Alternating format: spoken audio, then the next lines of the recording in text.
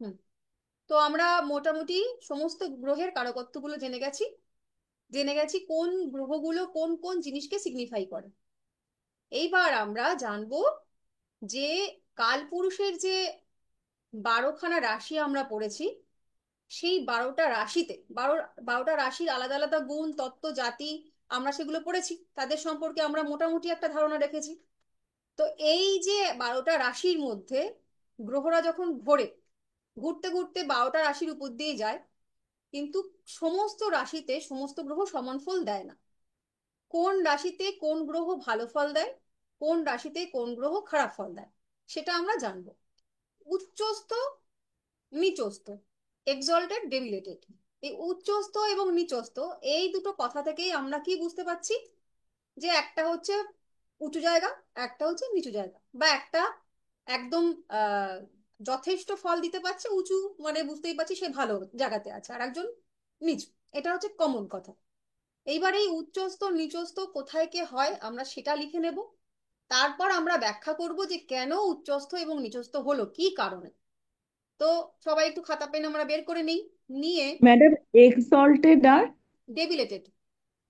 ডেবিলেটেড। আচ্ছা, একটু দেখুন তো শেয়ার হলো কিনা। শেয়ার হয়েছে? হ্যাঁ ম্যাম, হ্যাঁ, হয়ে হয়েছে। গেছে। বেশ। তাহলে প্রথমে আমরা এরকম দুটো ছক এঁকে নেব। একটা উচ্চস্থ, এইখানটা লিখে দেখি আমরা উচ্চস্থ।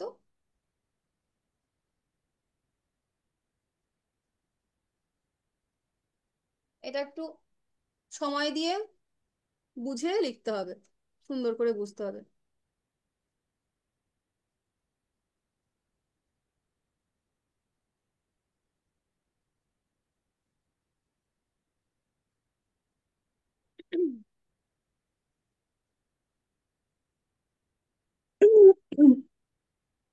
আচ্ছা, প্রথমে এই যে মেষের ঘরে আমরা লিখবো হচ্ছে সান, রবি। এই ঘরটায় যখন রবি ঘুরতে ঘুরতে মেষ রাশিতে এসে পৌঁছায়, তখন সে উচ্চস্থ হয়। কত ডিগ্রিতে উচ্চস্থ হয়? 0 থেকে 10 ডিগ্রি পর্যন্ত।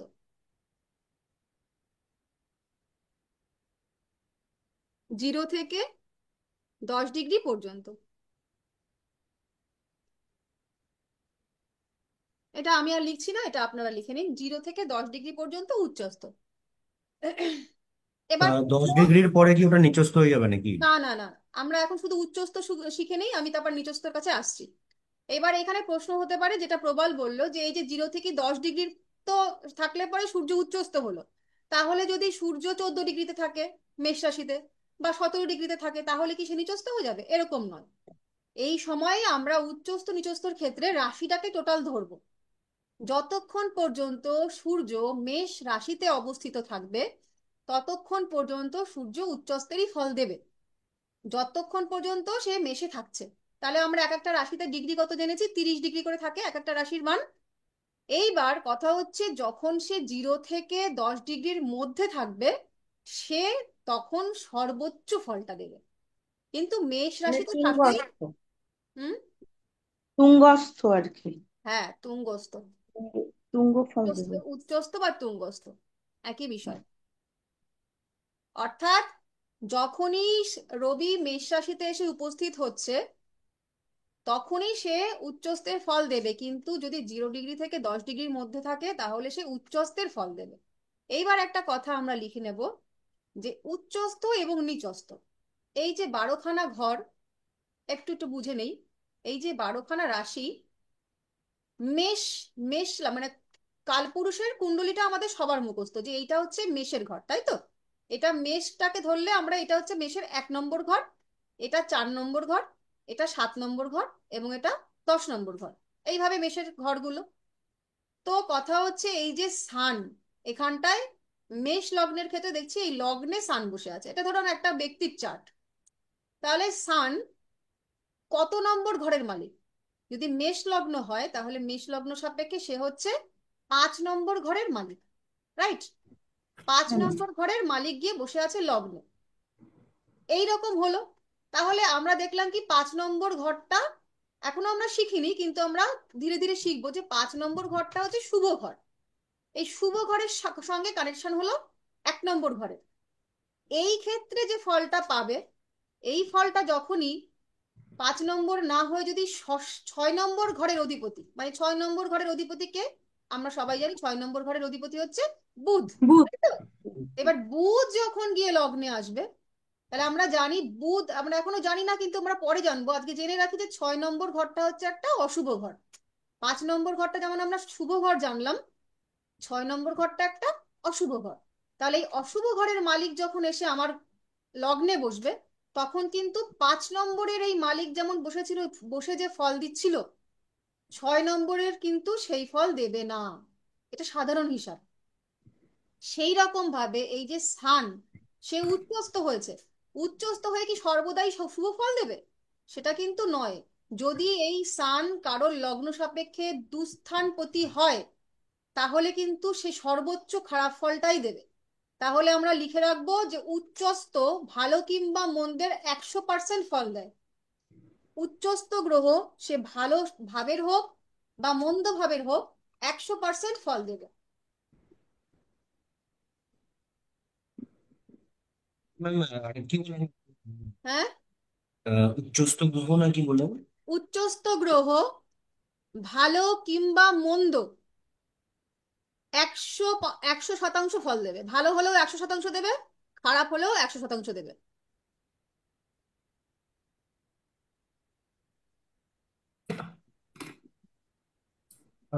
আপনি আরেকবার একবার ব্যাপারটা এক্সপ্লেন করে, মানে আমার একটু হ্যাঁ, জায়গায় কনফিউশন আছে। বোঝাচ্ছি বোঝাচ্ছি। ধরো এই যে রবি, বোঝো, এইটুকুই খালি ঠিক। বোঝো।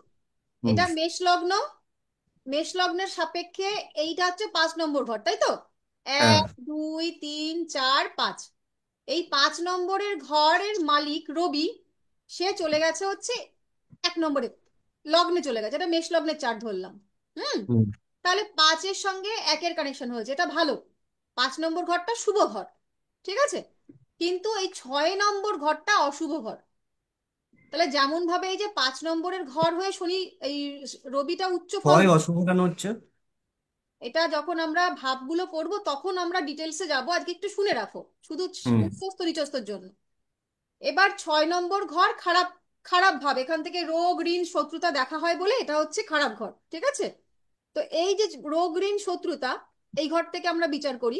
তাহলে এই রোগ ঋণ শত্রুতার সঙ্গে যখন 1 নম্বর ঘরে কানেকশন হয়ে গেল, মানে তোমার সঙ্গে রোগ ঋণ শত্রুতা যুক্ত হয়ে গেল, তাহলে সেটা কি ভালো না মন্দ?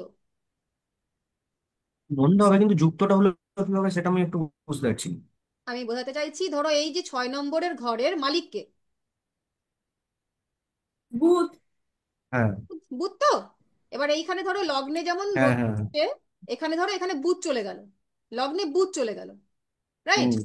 তাহলে যেমন এই পাঁচ আচ্ছা। নম্বরের ঘরের মালিক ভালো ফল দিচ্ছিল, 6 নম্বরের ঘরের মালিক কি হুম। যদি আমার লগ্নে আসে, সে কি ভালো ফল দেবে? না, দেবে না। দেবে না। সেই রকম ভাবে এই যে সূর্য, সে কখনো হুম। যখন মেষ লগ্ন তখন সে 5 নম্বর ঘরের মালিক, কিন্তু হুম। যখনই সে মীন লগ্নের হবে, তাহলে মীন লগ্ন থেকে যদি আমি এই ঘরটা গুনি, কত নম্বর হচ্ছে? 1 2 3 4 5 6, হয়, হ্যাঁ। 6 নম্বর ঘরের মালিক হয়ে গেল এই একই কিন্তু সূর্য। হুম, মেষের হুম, হুম। ক্ষেত্রে 5 নম্বরের ঘরের মালিক, কিন্তু মিনের ক্ষেত্রে 6 নম্বর ঘরের মালিক। তাহলে তখন কিন্তু সেই সূর্যটা আর ভালো ফল দেবে না, সে কিন্তু 6 নম্বরের ফলাফলটাই দেবে।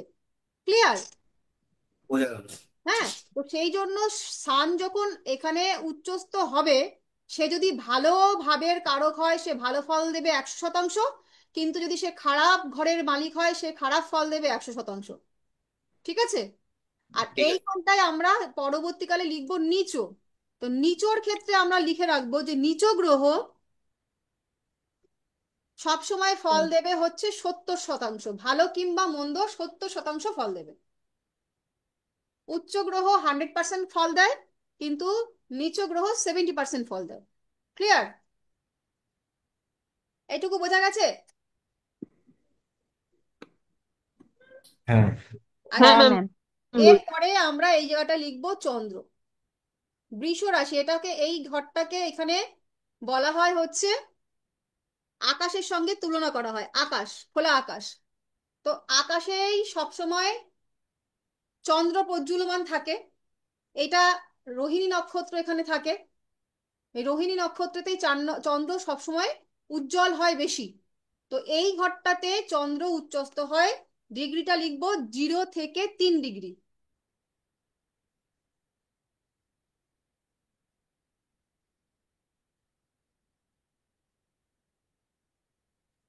0 থেকে 3 ডিগ্রি, যেটা সেটা 2 নম্বর ঘরের সাপেক্ষে না? হ্যাঁ, ওই ঘরে যখন চন্দ্র 0 থেকে 3 ডিগ্রিতে এসে দাঁড়াবে তখন সে সর্বোচ্চ উচ্চস্থের ফল দেবে। ম্যাম একটা প্রশ্ন আছে। আচ্ছা, প্রশ্নগুলো সব আগে থাক, সব খাতায় লিখে রাখো, আমরা লাস্টে ডিসকাশন করবো, এখন নয়। আচ্ছা। যা যা প্রশ্ন আছে শেষের 10 মিনিট আর বড় পুরো করে। রাশিটাই কি, পুরো হ্যাঁ, এই রাশিটাই কি যা আগেও উচ্চক্ষেত্র? বললাম, পুরো রাশিটাই এই যখন চন্দ্র বৃষ রাশিতে প্রবেশ করছে, ধরো চন্দ্র এভাবে ঘুরছে, তো ঘুরতে ঘুরতে ঘুরতে ঘুরতে সে বৃষ রাশিতে এখানে 30 ডিগ্রি শেষ হয়ে গেল, 30 ডিগ্রিতে জাস্ট সে প্রবেশ করলো 1 ডিগ্রিতে। এই এখান থেকে শুরু করেই তার হচ্ছে এই পর্যন্ত, মানে 30 ডিগ্রি পর্যন্ত যতক্ষণ চন্দ্র বৃষ রাশিতে থাকবে ততক্ষণ সে উচ্চ। কিন্তু 0 থেকে 3 ডিগ্রি পর্যন্ত উচ্চেরও সর্বোচ্চ ফল দেবে। ক্লিয়ার? আমি কি বোঝাতে মানে পারলাম? উচ্চক্ষেত্র লিখবো, উচ্চক্ষেত্র লিখবো? হ্যাঁ, উচ্চ ক্ষেত্র। হুম। হ্যাঁ ম্যাম, ঠিক আছে। ঠিক আছে। আচ্ছা, তারপরে আমরা চলে যাব এখানটায়, মিথুন রাশিতে চলে যাব। এখানটায় লিখবো হচ্ছে, দুটো মতামত আছে, হ্যাঁ। এখানটায় বলছে রাহু উচ্চস্থ, আর মতান্তরে বৃষতেও রাহু উচ্চস্থ, দুটোই আমরা লিখবো। এটা নিয়ে ইয়ে আছে, মতবিরোধ আছে। 20 থেকে 30 ডিগ্রি লিখে রাখবো এখানে, মিথুনে 20 থেকে 30 ডিগ্রি, আর একটা মতে হচ্ছে বৃষতে রাহু উচ্চস্থ 20 থেকে 30 ডিগ্রি, দুটোই লিখে রাখবো। মূলত বৃষ রাশি দিয়েই বিচারটা হয়।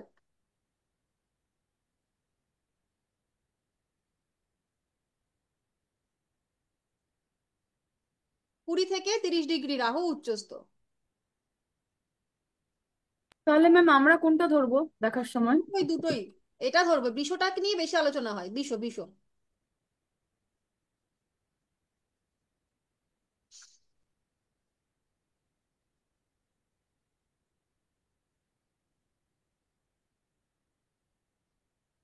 আচ্ছা, এরপরে আমরা চলে আসব কর্কটে। এখানটায় হচ্ছে জুপিটার, বৃহস্পতি।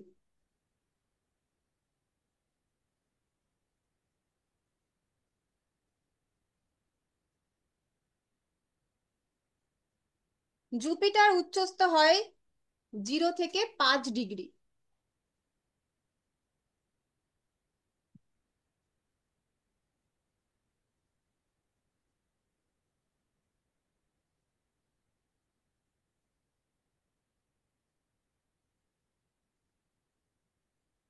তারপরে আমরা চলে যাব কন্যার ঘরে। কন্যার ঘর কোথায়? এখানটায়। এখানটায় কে উচ্চ হয়? এখানটায় হচ্ছে বুধ উচ্চ হয়, মার্কিউরি, বুধ।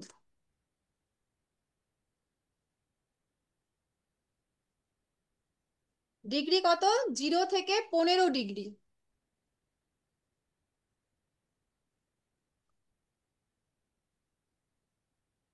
তাহলে সিংহতে কেউ উচ্চস্থ নেই? সিংহ থেকেও উচ্চস্থ নেই, ওখানে সক্ষেত্রী আছে, ওটা আমরা পরে আসবো।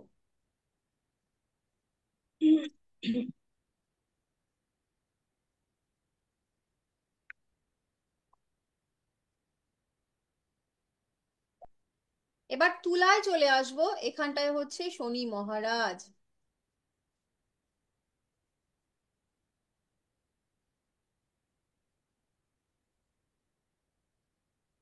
উনি উচ্চস্থ হন 0 থেকে 20 ডিগ্রি পর্যন্ত।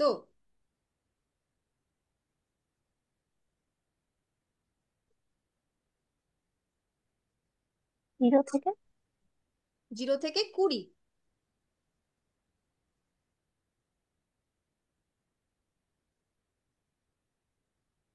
এবার চলে আসবো বৃশ্চিকে। বৃশ্চিকে আমরা দেখেছি, যদি কিনা আমরা আগে জানি যে রাহু এবং কেতু তারা ঠিক একে অন্যের 180 ডিগ্রিতে অবস্থান করে। তাহলে এখানটা যদি রাহু উচ্চস্থ হয় তাহলে এইখানটায় কেতু থাকার কথা, তাই তো? ঠিক উল্টো দিকে কিন্তু সেটা বৃষ হলে তবেই তো সমসপ্তম হবে। হ্যাঁ, সেটাই আমি আসছি, যখন ওই এখানে জন্যই ওই জন্যই বোধহয় বৃষটাকেই ধরে করা হয় বেশি, না? এখানটাতেও ধরা হবে, এখানটাতেও ধরা হবে, দুটোই ধরবো, ঠিক আছে? তো যেহেতু হুম এখান থেকে আমরা রাহুকে ধরেছি, তাই এখানটায় কেতু সে উচ্চস্থ হবে। যখন আমরা ধরবো রাহু বৃষতে উচ্চস্থ হচ্ছে, আমরা শিখে হুম নেবো দুটোই। যখন আমরা কাজ করব তখন মূলত বৃষটাকে ধরেই কাজ করা হয়, ঠিক আছে? হুম হুম। এটাও 20 থেকে 30 ডিগ্রি মধ্যে কেতু এখানে উচ্চস্থ। আবার আমরা যেহেতু এখানেও রাহুকে পাচ্ছি, একটা মত বলছে, তাহলে সেই সাপেক্ষে আমরা এই ঘরটাতেও কেতুকে কিন্তু উচ্চস্থ পাচ্ছি। দুটো কেন পাচ্ছি, কিভাবে আসছে, ওটা আমি পরে যখন আলোচনা করব এক্ষুনি, তখন আমি বুঝিয়ে দেবো, তাহলে একটু ক্লিয়ার হবে। আচ্ছা আচ্ছা আচ্ছা। ম্যাম, কেতু তাহলে হচ্ছে গিয়ে বৃশ্চিকে আর ইয়েতে তুলাতে দুটোতেই উচ্চস্থ হচ্ছে? তুলাতে নয়, ধনুতে। আচ্ছা, যদি ধনুতে আমরা আর ধরি যদি আমরা ধরি যে রাহু হচ্ছে বৃষতে উচ্চস্থ, তাহলে আমরা ধরবো কেতু এখানে।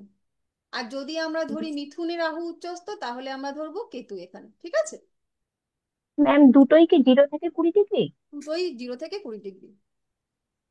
এই 0 থেকে নয়, 20 থেকে ম্যাম 30 ডিগ্রি। 20 থেকে 30 বললেন। আচ্ছা, 20 থেকে 30।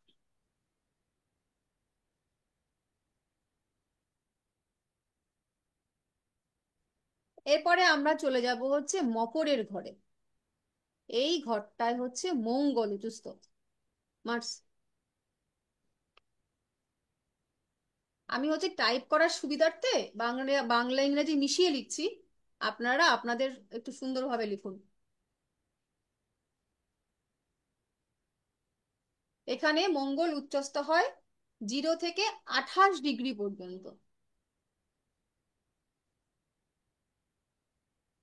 ম্যাম, এটা যে শনির ঘর আর মঙ্গল ওটা আমরা শনি। আলোচনা করব, তো একটু লিখে নিই, আছি আমি সব উত্তর দেওয়ার জন্য, সব হবে।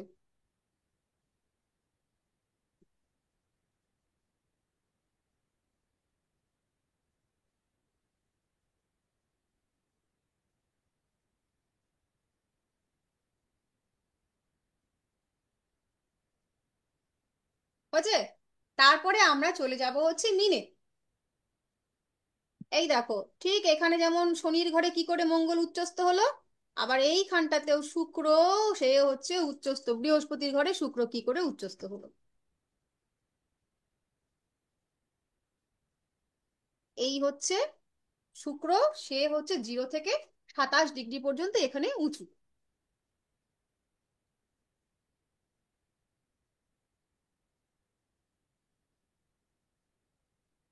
ঠিক আছে, এবার এই উঁচুটা আমরা, উচ্চ স্থানটা আমরা লিখে নিলাম। এইবার আমরা লিখবো হচ্ছে নিচ স্থানটা। এই ঘরটাতে শনি নিচ স্থান, নিচু হয়ে যাচ্ছে শনি মহারাজ। ম্যাম কুম্ভতে কোনো উচ্চস্থ নিচস্থ মানে নেই কিছু? না না, নেই। সক্ষেত্রী, আনন্দক্ষেত্র আছে, সেগুলো আমরা পরে জানবো, আগে এটা করে নি। শুক্র উচ্চস্থ হয় কত ডিগ্রিতে ম্যাম? 0 থেকে 27 ডিগ্রি পর্যন্ত। ম্যাম, একটা প্রশ্ন আছে। প্রশ্নগুলো রাখি আহ, পরে, পরে পরে খাতায় লিখে রাখুন। একটা করে নি, ক্লাস শেষ করতে পারবো না, প্রচুর পড়া আছে। সবাইকে প্রশ্ন আমি জিজ্ঞেস করব, তখন বলবেন। সব প্রশ্নগুলো যার যার নোটবুকে লিখে রাখুন, শেষে বলবেন। শনি মহারাজ সে হচ্ছে 0 থেকে 20 ডিগ্রি পর্যন্ত এখানে হচ্ছে নিচুস্থ হয়ে যায়।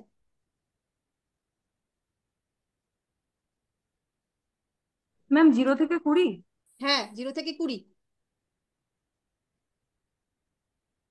20 ডিগ্রির পরে কি হয়ে যায় তারপরে?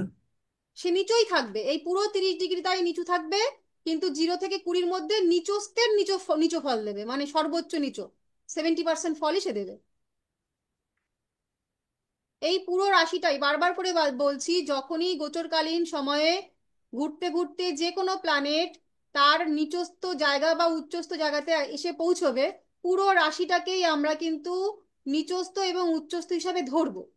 তারপরেও যদি সেই নির্দিষ্ট ডিগ্রিটা সে পেয়ে যায়, তাহলে সে উচ্চস্থের উচ্চ ফল দেবে, আর নিচস্থে মানে সর্বনিম্ন ফলটা দেবে। ঠিক আছে? আচ্ছা, এই ঘরটায় আমরা লিখবো রবি সে নিচস্থ হয়ে যাচ্ছে।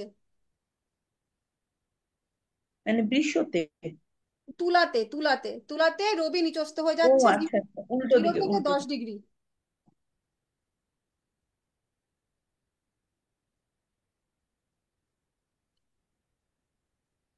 0 থেকে 10 ডিগ্রি হয়ে যাচ্ছে।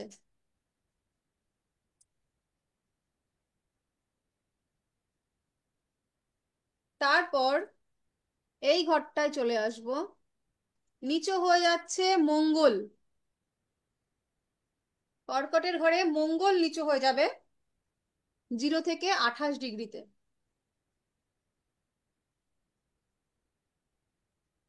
রবির ডিগ্রিটা একবার বলুন না।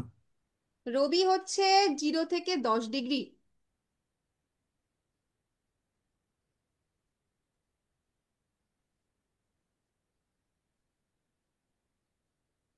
মঙ্গলের কত ডিগ্রি বললেন ম্যাম?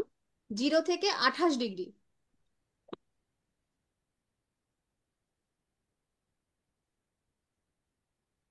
ম্যাম ওই ডিগ্রিটা একই থাকবে, জাস্ট যে ঘরে উচ্চস্থ তার হ্যাঁ, অপোজিট ঘরে নিচস্থ হবে, তাই তো? একদম একদম।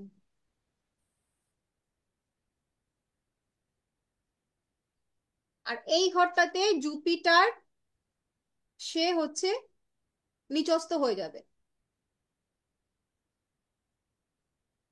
ডিগ্রিটা থাকবে 0 থেকে 5 ডিগ্রি।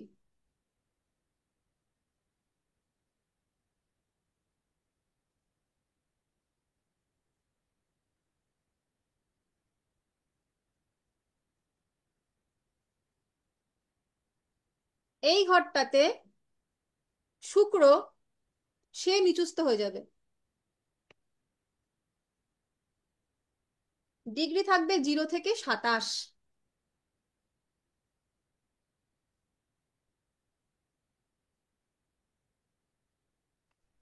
আর 0 থেকে 27, তাই তো? 27, 27। 0 থেকে 27।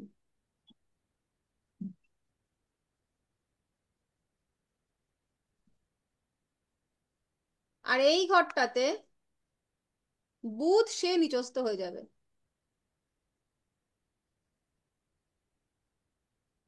ওর ডিগ্রি থাকবে 0 থেকে 15।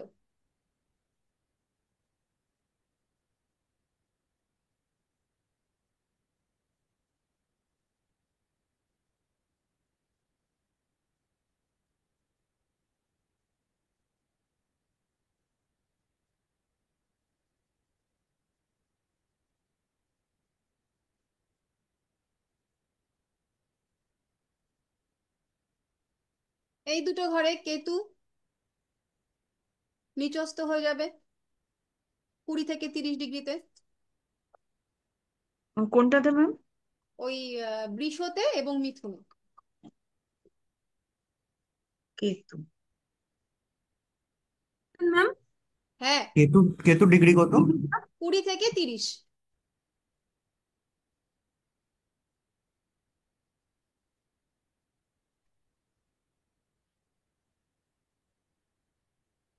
আর এই ঘর দুটোতে রাহু সে নিচস্থ হয়ে যাবে 20 থেকে 30 ডিগ্রিতে।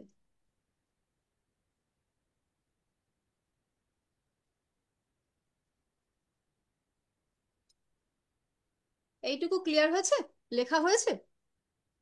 হ্যাঁ। আচ্ছা, হ্যাঁ ম্যাম, হয়ে গেছে। এইবার আমরা একটু বিশ্লেষণ করে নিই যে কোন গ্রহ, এই যে সবকটা গ্রহ এখানে এখানে উচ্চস্থ হলো নিচস্থ হলো, অথচ আমরা দেখতে পাচ্ছি শত্রু ঘরে গিয়ে বসে আছে। তাহলে শত্রু ঘরে গিয়ে কি করে সে উচ্চস্থের ফল দিতে পারে? এটা তো প্রশ্ন। কেন সে ওখানটায় ভালো ফল দেবে? আর আর বা বাদ গেল শুধু সিংহ রাশি, কুম্ভ রাশি। হ্যাঁ, ওখানে এদের কিন্তু কোনো উচ্চস্থ হয় না। উচ্চস্থও নেই, নিচস্থও নেই। বলছি চন্দ্র এইবার নিচস্থ হয় না? হ্যাঁ, চন্দ্র নিচস্থ হয় না? হ্যাঁ, চন্দ্র বৃষ্টিকে লেখা হয়নি না এটা? এই যে না। ঘরে চন্দ্র।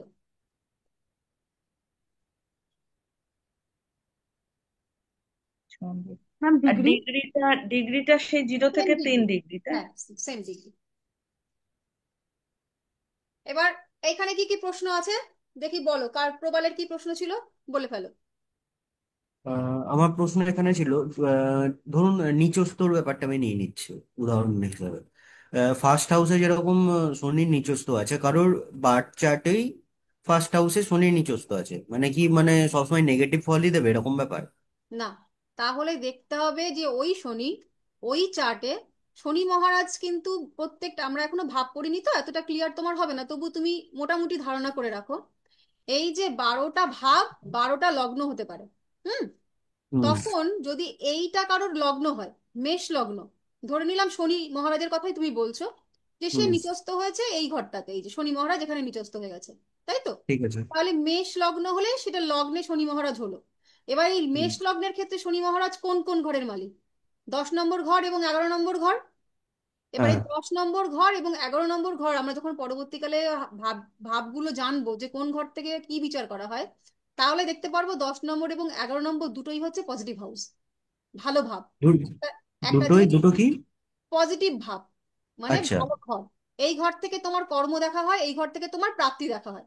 তাহলে যে হ্যাঁ। মানুষটা, ধরো তোমার জন্য একজন এমন মানুষ, যে মানুষটা গোটা জগতের কাছে খারাপ, তার রুড হুম। ব্যবহার, তার আলাপ ব্যবহার ভালো না, সে প্রচন্ড রাগান্বিত ভাবে সবার সঙ্গে কথা বলে, কিন্তু তোমার সঙ্গে তার খুবই ঘনিষ্ঠ সম্পর্ক, সে তোমায় খুব ভালোবাসে, তাহলে ওই মানুষটা কি বাকি জগতের কাছে যা, তোমার কাছেও তাই হবে? না, একদমই না। একদমই না। তাহলে তোমার কাছে কিন্তু সেই মানুষটা হচ্ছে শনি মহারাজকে সবাই ভীত সন্ত্রস্ত চোখে দেখছে, কিন্তু সেই শনি মহারাজই কিন্তু মেষ লগ্নের জন্য দশম এবং একাদশের মালিক গ্রহ, মানে কাজ এবং কাজের থেকে প্রাপ্তির মালিক, সে যে আমাকে কাজও দেবে, আবার যে হুম। আমাকে কাজ করে টাকাও দেবে। এই মালিকটা যদি আমার বাড়িতে আসে, আমার কাছে আসে, তাহলে আমাকে কি ভালো ফল দেবে না খারাপ ফল দেবে? বল দেবে। ভালো ফল দেবে। কিন্তু যখনই আবার এই শনি মহারাজ এমন একজন এমন একটা ক্ষেত্র হয়ে গেল, যার কিনা নেগেটিভ হাউস, মানে এরকম প্রত্যেকটা হাউসের আমরা পরবর্তীকালে পড়া যখন করবো জানবো যে প্রত্যেকটা ঘর থেকে আলাদা আলাদা বিচার হয়। তো এই যেমন শনি মহারাজ এর ক্ষেত্রে দশম এবং ইলেভেন্থের কারক হচ্ছে, সে যদি কখনো অষ্টমের কারক হয়ে যায় খারাপ ঘর, সিক্সথের কারক হয়ে যায় খারাপ ঘর, 12র কারক হয়ে যায় খারাপ ঘর, তখন কিন্তু সে খারাপ ফলটাই দেবে। বোঝাতে পেরেছি? হ্যাঁ, হ্যাঁ, হ্যাঁ। এই জন্য আমরা যখন বিচার করব, আমাদের আগে হচ্ছে সমস্ত সূত্র, সমস্ত যা কিছু আছে, শত্রু মিত্র শত্রু মানে যোগ সংযোগ, সবার আগে আমাদেরকে দেখতে হবে লগ্নটা কি। লগ্ন সাপেক্ষে পুরো হিসাব কিন্তু একদম আকাশ পাতাল চেঞ্জ হয়ে যাবে, যদি লগ্নটা চেঞ্জ হয়ে যায় পুরো হিসাব চেঞ্জ। এই ম্যাম, লগ্ন, আপনি এখানে আপনার মেষ লগ্ন ধরে আপনি ইয়ে করলেন, মেষ আর শনি তো চলুন, ওখানে তো সিমিলারিটি ওদের মধ্যে আছে, তাই না? হ্যাঁ, যখনই কিন্তু তোমার, এখানে এই যে এবার যদি ডিফারেন্স হয়ে যায়, ধরুন বৃহস্পতি চলে এলো, হ্যাঁ বৃহস্পতি যখন চলে আসবে তখন আমাকে দেখতে হবে। বৃহস্পতি লগ্ন ধরুন হলো ধনু লগ্ন বা মীন লগ্ন, যা কিছু একটা হলো ধরে নিলাম। বৃহস্পতি হচ্ছে নৈসর্গিক শুভ গ্রহ, সে হ্যাঁ। সব জায়গাতেই ভালো ফল দেওয়ার চেষ্টা করবে। কিন্তু হুম। যদি বৃহস্পতিও কারোর অষ্টমপতি সপ্তমপতি বা দ্বাদশপতি হয়ে থাকে, তাহলে কিন্তু সে তার ভালো ফলটা দিতে অক্ষম হবে, সে কিন্তু সেই ভাবের খারাপ ফলটাও দেবে। নৈসর্গিক শুভ ফল সে দেবে, কিন্তু তার সঙ্গে তার খারাপ ফলটাও কিন্তু সে দেবে। বোঝা গেল? কোনো গ্রহই আচ্ছা। শুভ নয়, একদম বড় বড় অক্ষরে লিখে নাও খাতার উপরে, কোনো গ্রহই শুভ নয়, কোনো গ্রহই অশুভ নয়। লগ্ন সাপেক্ষে শুভ অশুভর বিচার, কোনো গ্রহ শুভ নয়, কোনো গ্রহ অশুভ নয়, লগ্ন সাপেক্ষে গ্রহ অশুভ, শুভ অশুভর বিচার হয়। ঠিক আছে? এটা সারা জীবন ভোলা যাবে না। এই রকম ভাবে আমরা প্রথমে যে নৈসর্গিক শুভ গ্রহ নৈসর্গিক অশুভ গ্রহ কিছু চিনেছিলাম, চিনবো, তারা সেই কারকত্বটা তারা দেবেই। গ্রহ যখন ফল দেয় প্রথমে দেয় হচ্ছে তার কারকত্বের ফল, মানে সে নিজে কি কি জিনিসপত্রকে নির্দেশ করছে, কারকত্বের ফল সে প্রথমে দেয়। তারপর দেয় ভাবের ফল, অর্থাৎ কোন ঘরের মালিক। তারপরে পরে দেয় হচ্ছে রাশির ফল। ঠিক আছে? এটা কিন্তু মাথায় রাখতে হবে। তার জন্য শুধুমাত্র শুভ অশুভ ওই যে জেনে গেছিলাম সেটা দিয়ে বিচার হবে না। যখন লগ্ন হবে, লগ্ন সাপেক্ষে ওই গ্রহটা কোন কোন ঘরকে রুল করছে, সেই ঘর থেকে কি কি বিচার হবে, সেই বিচার সাপেক্ষে আমাদের প্রেডিকশনটা হবে, সেটা আমরা আস্তে আস্তে শিখবো। তো আজকে আমরা, সিকোয়েন্সটা একবার বলবেন? হ্যাঁ, সিকোয়েন্স বললেন, একটা তিনটের সিকোয়েন্স বললেন না, সিকোয়েন্সটা একবার বলুন। কোন সিকোয়েন্স? কারকত্ব ভাব আর লাভ। ম্যাম ওই লগ্ন কারকত্বের ফল, পাওয়ার ভাবের ফল, ও তারপর আচ্ছা গ্রহের আচ্ছা, মালিক। প্রথমে যে কোনো গ্রহ ফল দেবে হচ্ছে তার কারকত্বের, মানে আমরা শনি মহারাজকে কি জেনেছি, দুঃখ, দুর্দশা, নিরাশা, কর্ম করা ইত্যাদির কারক গ্রহ। তাহলে যে কোনো গ্রহ প্রথমে ফল দেবে তার কারকত্বের, তারপর ফল দেবে তার ভাবের, অর্থাৎ সে লগ্ন সাপেক্ষে কোন ঘরের মালিক। যেমন মেষ লগ্ন সাপেক্ষে দশম এবং ইলেভেন্থের মালিক, মকরের মালিক আমরা জানি শনি মহারাজ, এবং কুম্ভের মালিকও আমরা জানি শনি মহারাজ, আমরা প্রথমে পড়েছি। সেটা দেবে তার দ্বিতীয়তে। আর তৃতীয়তে দেবে হচ্ছে, এটা ভাব হয়ে গেল, দশম এবং ইলেভেন্থ ভাব। এরপর দেবে হচ্ছে রাশি হিসাবে, মানে মকর রাশি এবং কুম্ভ রাশি। ঠিক আছে, এটা বোঝা গেল? হ্যাঁ। আচ্ছা, এইবার আমরা এই শনি মহারাজ থেকেই শুরু করি। শনি মহারাজে আমরা আটকে গেলাম, যে এই শনি মহারাজ দেখলাম এইখানটাতে হচ্ছে উচ্চ, শুক্রের ঘরে উচ্চ, আর মঙ্গলের ঘরে সে নিচু হয়েছে। তাহলে এখান থেকে আমাদের সাধারণ সূত্র এইটা তো বুঝলাম, যে শনি মহারাজ বলছে সে হচ্ছে মঙ্গল শত্রু, তাই শত্রুর ঘরেতে সে গিয়ে নিচু হয়ে গেছে, ফল দিতে পারছে না। কিন্তু এই ঘরটা শুক্র, শুক্র শুক্রর ঘরে সে কেন শুধু বন্ধুত্বের কারণেই কি ভালো ফল দিচ্ছে, আর কি কোনো কারণ নেই? সেটা আমরা বুঝবো। সেটা কি, আমরা যখন প্ল্যানেটের কারকত্বগুলো পড়েছিলাম তখন আমরা জেনেছিলাম যে শনি মহারাজ সে হচ্ছে শুষ্ক প্ল্যানেট, এবং সে হচ্ছে একটা ঠান্ডা প্ল্যানেট। আর এই তুলা রাশি, তার কারকত্ব, রাশি কারকত্বটা আমরা পড়বো, এখনো পড়ানো হয়নি। তুলা রাশির কারকত্ব হচ্ছে, তুলা রাশি এখানটায় হচ্ছে একটা ঠান্ডা রাশির ঘর। তো আমিও ঠান্ডা, আমি গিয়ে বসেছি আমার বন্ধুর এমন একটা বাড়িতে, আমি ঠান্ডা ঘর পছন্দ করি, বা আমি শান্তশিষ্ট থাকতে পছন্দ করি, আমার ঝুট ঝামেলা ভালো লাগে না। আর আমি গিয়ে বসলাম হচ্ছে এমন একটা ঘর, সেখানটা ঠিক একেবারেই সেই রকম ঘর। তাহলে আমার সেখানে স্বস্তি স্বস্তি হবে, আমি কোনো রকম অস্বস্তি ফিলিং করব না। ঠিক সেইভাবে শনি মহারাজ শুক্র বন্ধুর ঘরেতে গিয়ে, এবং তার নিজস্বতা, সে যেরকম পছন্দ করে, সে নিজে ঠান্ডা গ্রহ এবং সে গিয়ে বসেছে তুলা রাশি, সেটা ঠান্ডা রাশির ঘর। সেখানে গিয়ে তার যে ফল, সেই ফল দানে তার কোনো রকম অসুবিধা হচ্ছে না, সে তার পূর্ণ ফলটা এখানে দিতে পারছে।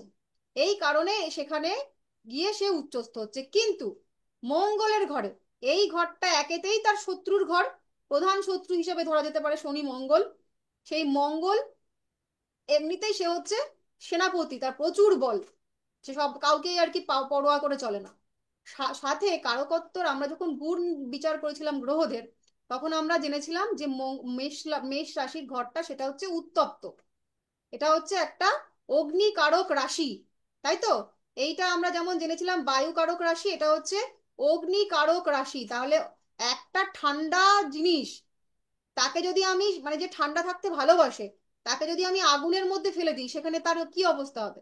সে ছটফট করবে, সে সেখানে টিকতে পারবে না। যার একটু গরম সহ্য হয় না, যে একটু গরম হলেই ঘেমে নিয়ে একদম হাঁপসে যায়, তাকে যদি আগুনের পাশে দিয়ে বলা হয় 3 ঘন্টা দাঁড়িয়ে থাকো, সেই মানুষটার কি পরিস্থিতি হবে? এইখানটা এক্স্যাক্টলি শনি মহারাজের সেই ফলটাই হয়। এই তার গুণ তত্ত্ব কোনো কিছুতেই মেলে না, ফলে সে এখানে একদমই শত্রু গৃহে এসে একেবারে সে হচ্ছে অবশ হয়ে যায়, সে হচ্ছে ফল দিতে পারে না। তার জন্য এখানে এসে সেই নিচস্ত হয়, সে খারাপ ফল দেয়, খারাপ ফল, ভালো ফল দেওয়ার মুডেই থাকে না। ঠিক সেই রকম ভাবে সান, সূর্য সে নিজে একটা অগ্নিতত্ত্বের গ্রহ, এবং মেষ রাশি সেটাও একটা অগ্নিতত্ত্বের গ্রহ, এবং সাথে সূর্য সে হচ্ছে রাজা, বসে আছে কার ঘরে? সেনাপতির ঘরে। সেনাপতি কার মতন? একেবারেই রাজার মতন। তাহলে এখানে সেনাপতির ঘরে আসলেও রাজা কার ঘরের মতন উপলব্ধি করবে? একেবারে নিজের ঘরের মতন। তাই এখানে তার কাজ দিতে কোনো রকম অসুবিধা হয় না। উল্টো ক্ষেত্রে কি, এই জায়গাটা একেতে শত্রুর ঘর শুক্র, তার উপরে কি একেবারে ঠান্ডা একটা রাশি, বায়ু রাশি। এই অগ্নিতত্ত্বের গ্রহ সে গিয়ে যদি বসে বায়ুতে, আগুনের মধ্যে প্রবল বেগে ঝড় আসছে, বাতাস লাগছে, তাহলে সে আগুনটা কি হবে? আগুনের অবস্থাটা কি হবে? সে তো প্রজ্বলিত থাকতে পারবে না, তার প্রজ্বলিত হওয়াতে বাধা আসবে, তার ক্ষমতা দেওয়ায় বাধা আসবে।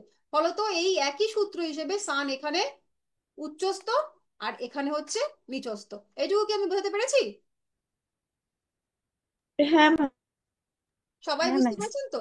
আচ্ছা, এবার তারপরে চলে আসি এই যে মার্স।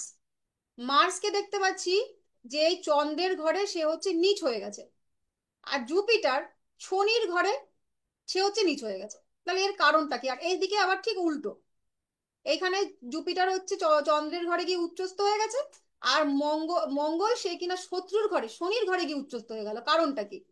তার কারণটা একটাই, সেটা হচ্ছে জুপিটারের কারকত্ব যখন আমরা পড়েছি, যে বৃহস্পতি গ্রহ সে কেমন, সে হচ্ছে একদম পুরোনো দিনে আমাদের তার চেহারা বর্ণনা করতে কি বুঝেছি, যে না সে একজন আহ গুরুস্থানীয় ব্যক্তি, সে হচ্ছে শিক্ষাদান করতে ভালোবাসে এবং সে খায় দায় শিক্ষা চর্চা করে, এটা তার জীবনযাত্রা। এবং তার সঙ্গে কি তার একটা বিশাল আকার বপু বা একটু স্থূল আকৃতির শরীর, এটা আমরা জেনেছি। আর আমরা কালপুরুষের এই ঘরটা থেকে, অর্থাৎ চন্দ্রের যে ঘর, কর্কটের ঘর, সেই কর্কট পড়তে গিয়ে আমরা কি জেনেছি, যে এটা হচ্ছে কালপুরুষের 4 নম্বর ঘর। এই ঘর থেকে আমরা বিচার করি কি, এই ঘর থেকে আমরা বিচার করি হচ্ছে ঘরের, মায়ের বাসস্থান, আমাদের ইমিডিয়েট হাউস, এগুলোর বিচার করি তো। হ্যাঁ ম্যাম। হ্যাঁ, তাহলে যেখানে বাড়ি, তাহলে এই যে একজন গুরুস্থানীয় জুপিটার, সে হচ্ছে বাড়ি থাকতে ভালোবাসে।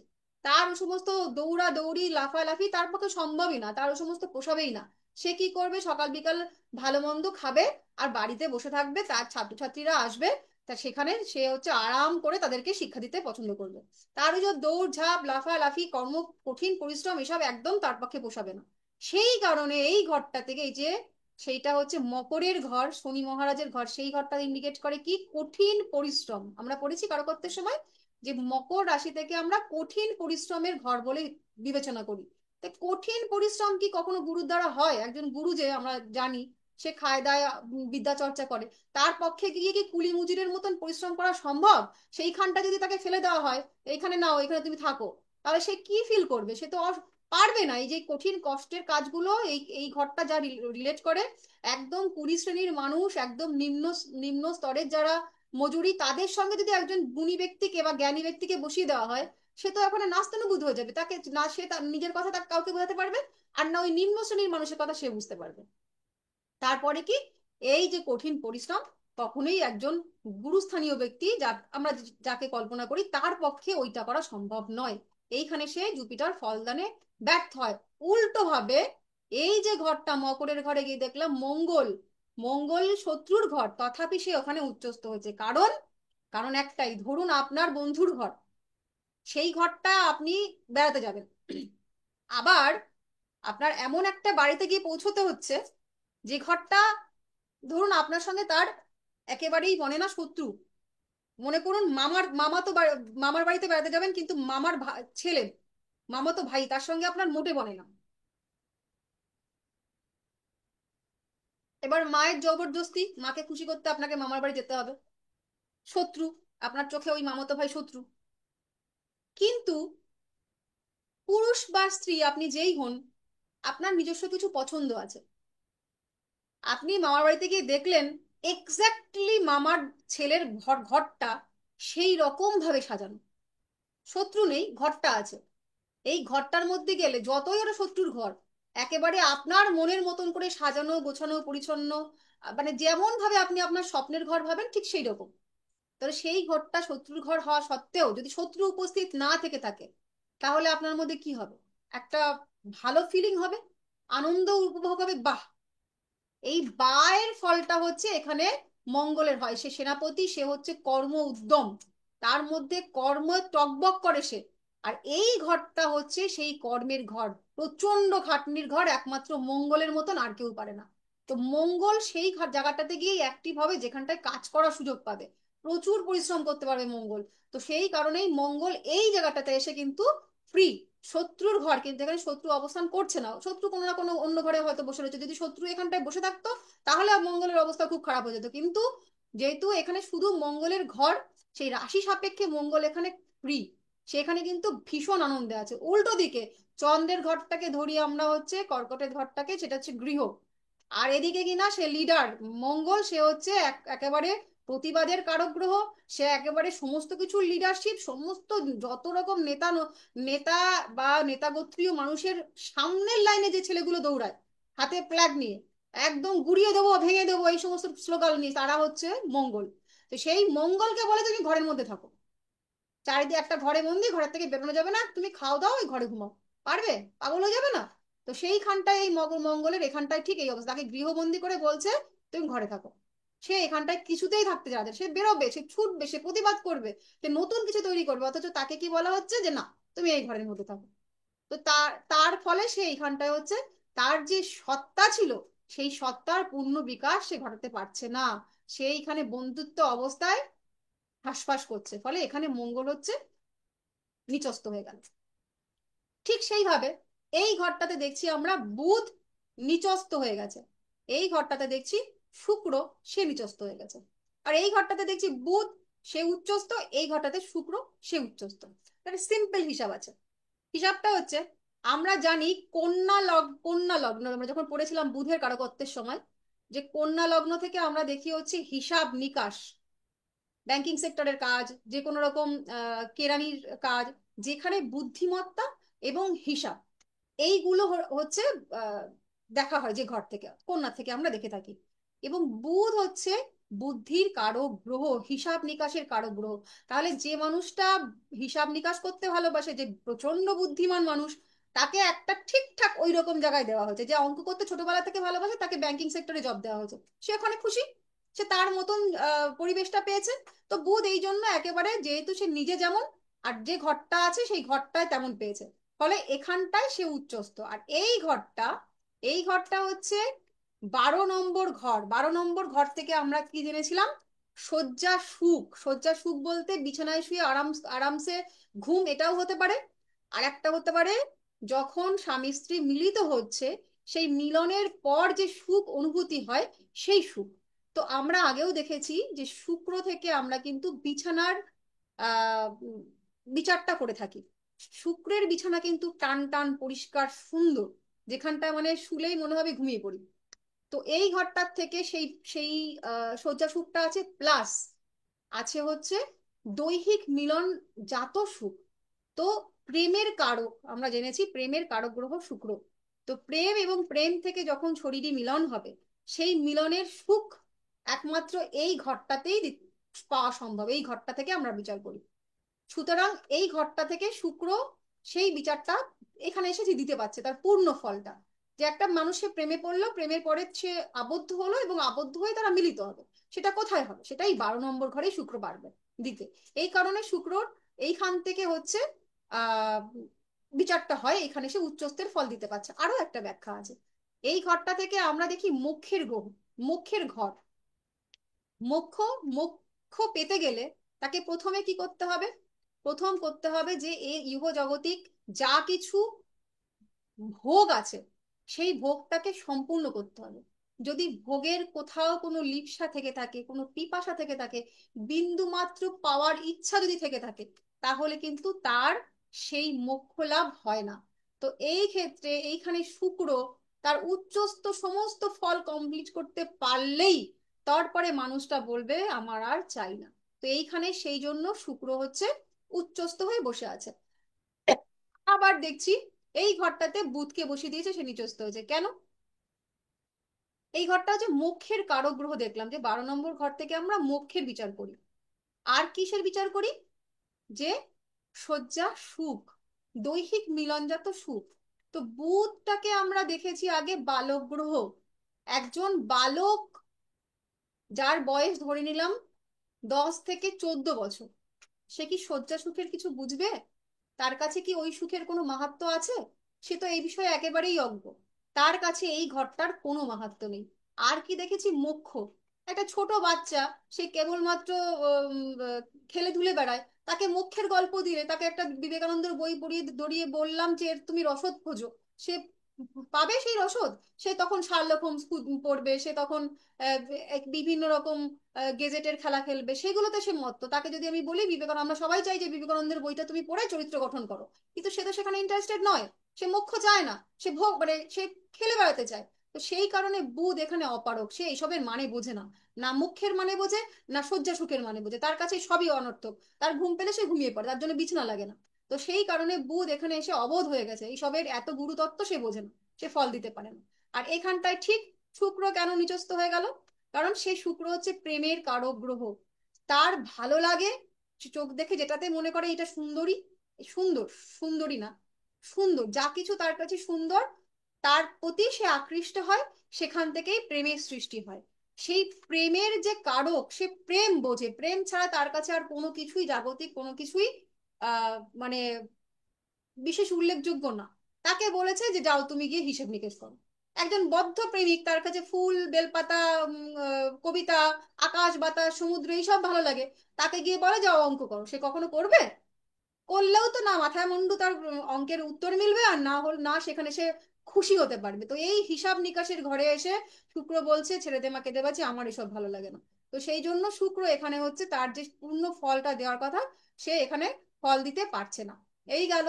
রাহু, চন্দ্রটা বললাম চন্দ্র নিচস্থ এখানে হয়েছে, উচ্চস্থটা আমরা আগে বলেছি যে চন্দ্র এই বৃষ রাশির ঘর থেকে সেটা বিচার করা হয় হচ্ছে আকাশের, খোলা আকাশ, এবং এখানে রোহিণী নক্ষত্র থাকে। সেই নক্ষত্রে চন্দ্র এসে পৌঁছলে তার আলো দেওয়ার ক্ষমতা বা ফল দেওয়ার ক্ষমতা সর্বোচ্চ হয়, এবং আকাশেই চাঁদের ফল দেওয়ার ক্ষমতাটা সব থেকে বেশি থাকে। এই একটা বিচার গেল। আরো এইখানে চন্দ্র এইখানটাতে যাও চন্দ্র দেখবো সে নিচস্থ হয়ে গেছে। কোথায় গেছে নিচস্থ হয়ে? মঙ্গলের ঘরে। মঙ্গলের ঘরে নিচস্থ মঙ্গল তো চন্দ্রর কি শত্রু না মিত্র, বলো? ম্যাম মৃত্যু। তাহলে তো এখানে উচ্চস্থ মানে ভালো ফল দিতে পারতো, উচিত ছিল ভালো ফল দেওয়া, কিন্তু কিন্তু বন্ধু। মঙ্গল হচ্ছে, ম্যাম বলবো, একটু আমি বুঝেছি। হ্যাঁ বলো।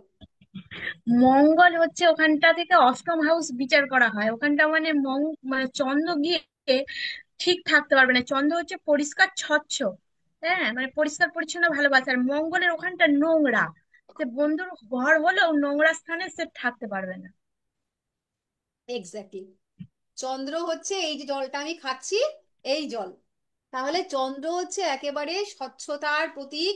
সে ক্লিয়ার জল, যেটা পানযোগ্য জল, বা মীন রাশি থেকে আমরা সমুদ্রের জল দেখি, কিন্তু এই যে নদীর জল, চন্দ্র যেটা পানযোগ্য জল, এবং সে হচ্ছে পরিষ্কার পরিচ্ছন্ন শুভ্রতার প্রতীক, সাদা ধবধবে।